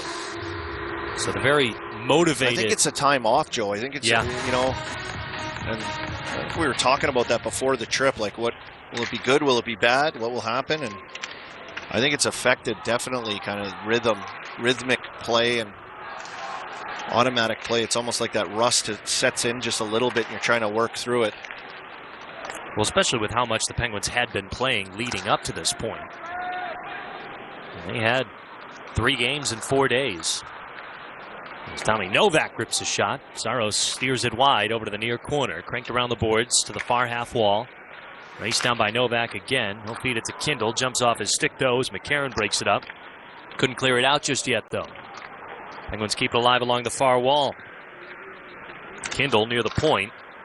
Slammed into the boards by Matthew Wood. And now pitched up ahead of the neutral zone. Michael Bunting takes it over the Penguins line. Far half wall, stops on a dime. Plays it over to the point. Now leaves it to the high slot. One-timer coming, saved by Murashov, denying Wood. Good job by the Predators to kind of work something. They were in a line change and bodies came into it, and Wood with a great flank shot. They worked it from one side to the other side. Murshov was right there square. Good read of that play. Murphy dumped from Erik Karlsson all the way down into the Predators' end. They can't cleanly get it back into the Penguins' side as Ryan Shea will pitch it along the near boards. Now Crosby trying to get a handle of it in the neutral zone. Poked away by Nashville. And this one's chipped down into the Predators' end again, far corner. Spun around the boards, out of the reach of Brian Russ. Predators take it from center ice. Ryan O'Reilly drops it into the Penguins' end near corner. Ryan Shea first to touch it after getting stunned into the walls by Philip Forsberg. Tumbling puck along the end boards to the far corner. Connor Dewar looks to get in front of Nick Perbix. He's got the puck pinned along the boards with 12:45 to go in regulation. Penguins on top 3-0 over the Preds. Letang now feeds ahead of the neutral zone, but coughed it right up to Evangelista. Predators back into the Penguins zone. Quick shot on net that Murashov sticks away to the far corner. Nashville spins it around the boards to Holl at the point. Fired a shot, caught a deflection, but popped over the net. The far half wall, Dewar can't get a hold of it. Malkin kicks it out towards center ice, and it's handled by Spencer Stastny of Nashville. Penguins in the middle of the line change trying to get guys out. They keep turning pucks over through that neutral zone, which allows the Preds to come back at them in transition. And they try to will themselves back into this game. And that's one thing I noticed, is standing around. This game is like stagnant and plays break up, just standing around. The Penguins still with a 3-0 lead. 12:10 to go in regulation from Sweden. You're listening to the Penguins Radio Network, presented by S&T Bank. Experience the pinnacle of club soccer in the UEFA Champions League on Sirius XM FC. This is the place where legends are born. Merseyside magic from Mo Salah. Dynasties are built. Real Madrid do what they do best. And history is made. It is a night to remember for Paris Saint-Germain. Hear the top Champions League matches all season long on Sirius XM FC 157 and the Sirius XM app. The Power Play with Steve Koulias. With Kyle Davidson, Chicago Blackhawks GM, what would constitute a successful season in your mind? We just want to see players continue to improve. We've got a new coaching staff in here that the players are really responding to. We just want to keep taking steps, individually and collectively, and eventually those results will take care of themselves. And, hopefully we can keep getting points on the board, and we'll see where that puts us towards the end of the year. The Power Play, weekdays 3 p.m. Eastern on NHL Network Radio, Sirius XM 91, and the Sirius XM app. The best player analysts and insiders live on NHL Network Radio. Mike Johnson. Just the nature of the NHL. As bad as things seem, as good as things seem, the NHL just has a way of leveling out. Everyone is doing okay, and it's just one real clump in the middle. No one's really separating. No one's really falling off completely. Get the latest opinion and analysis you need on the home of hockey, NHL Network Radio, Sirius XM 91, and the Sirius XM app. Rush program today.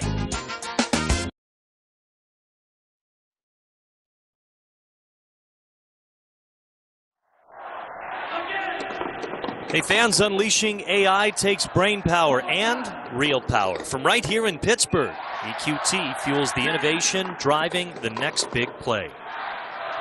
Penguins trying to finish off victory over the Nashville Predators from Sweden. They've got a 3-0 lead with 12:10 to go in regulation. Out shooting the Preds 16-15, and a quick glove save from Murashov after a face-off win from the Preds, but a kind of slow feel to this third period, Army, and the Penguins can't be caught just looking and standing around in this third period, because it definitely cost them 2 days ago. Yeah, it did, and it is right now. Just 4 shots in the second and 1 so far here in the third. The shots have now evened up in this game. Not much happening both ways, but definitely the play has been carried here by Nashville. Reds win the draw again. A wrister from Stastny goes off the skate of one of the Penguins all the way out to the neutral zone. The Penguins are looking like they did last game on Friday. Looking like right after a great start, it's just kind of gone away. And they scored 3 goals in that first period, but have been fairly quiet since.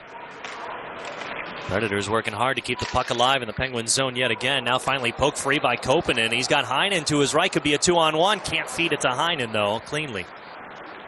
Koponen plays the loose puck in the corner, tries to send it ahead. Played up, but not out. Wotherspoon keeps it alive, fired it off the near post. Koponen might have tipped that. Well, as Nashville wanted an offside call. Yeah, they froze. They stopped playing. They did. Wotherspoon came flying in to keep the play onside, ripped a wrister. You're right, may have caught a deflection. Oh, that was really close to being out. As we see the replay here, you can see why they kind of froze and stopped playing. Koponen looked like he tipped it at the net front on that long bomb shot by Wotherspoon, who has a goal to get things started here already today. Yeah, Koponen did tip that. Penguins another 2-on-1 too. That's a third one that they were just brutal passing, can't connect. Squander a good opportunity off the rush. Still 3-0 Pens with 11 minutes to go in regulation. Now it's Kevin Hayes over the Predators line. Backhanded shot off the pad of Saros. Goes to the slot. Genny Malkin takes it away in the neutral zone. Gets it to Carlson. Helping the Penguins re-rack here. Playing off the far wall is Wotherspoon. Cuts through the neutral zone. Backhand chips it down to the far corner. Swung around the boards. Off the stick of one of the Preds. Now sent over to the near side as it's taken away by Forsberg with some speed. Rips a shot. Shoulder save from Murashov. He's got a shot, doesn't he? Forsberg coming down his off wing in that situation and just laser beam top corner high blocker, and Murashov got a piece of it. That is the first shot by Forsberg. First shot on net, I should say, in this game. 5th shot attempt total. The Penguins with a 3-0 lead with 10 minutes to go from Sweden. Cutting through in the far circle, it's Perbix. Backhand shot saved by Murashov. He shoulders away the second attempt. Predators keep it alive in the Penguin zone, though. Forsberg again, rink-wide pass above the far circle. Arister doesn't get through traffic. Connor Dewar tries to sling it out. He'll get it into the Predator zone. That'll be far enough for icing, though. With 9:46 to play in the third, Penguins lead 3. Penguins blank the Preds 4-0. So they split the series. Good for Sergei Murashov, his first NHL win, and it does it in amazing fashion, shutting out the Nashville Predators. But all in all, a couple sloppy games over in Stockholm for the Penguins. And maybe a little bit of the opponent they're playing too, Joe, but you want to go down there at least the way things started, hanging on, trying to hang on to that lead on Friday and squandering that extra point, and that little burr in the saddle of Dan Muse, Penguins head coach, giving away extra points, but they bounce back and able to get a big win here, 4-0 to end the global series in Stockholm. Sergei Murashov becomes the 3rd NHL goaltender in history with a shutout in an international game. And number 1 picks up win number 1 and shutout number 1 for the Pittsburgh Penguins. Paul Steigerwald and Brian Metzer will start the post-game conversation up before Army and I wrap up a few more things as the Penguins shut out the Preds 4-0 from Sweden. You're listening to the Penguins Radio Network, presented by S&T Bank. What's up, Pittsburgh? Brian Rust here, letting you know that I'm bringing back half-off milkshakes to the city of Pittsburgh. That's right, you heard me. Half-off shakes are back at Milkshake Factory when I score a goal. Rusty's Shake is a rich chocolate shake with oven-baked brownies, crushed cookies and cream, and melted hot fudge topped with whipped cream. And of course, a chocolate 17. When I score a goal, come celebrate with me at the Milkshake Factory. As the official professional products partner of the Pittsburgh Penguins, Kimberly-Clark Professionals deliver trusted brands like Scott, Kleenex, and Wipe-All to deliver game-ready hygiene solutions that keep facilities clean, efficient, and prepared for action. Learn more at kcprofessional.com. It takes real beer to quench real thirst.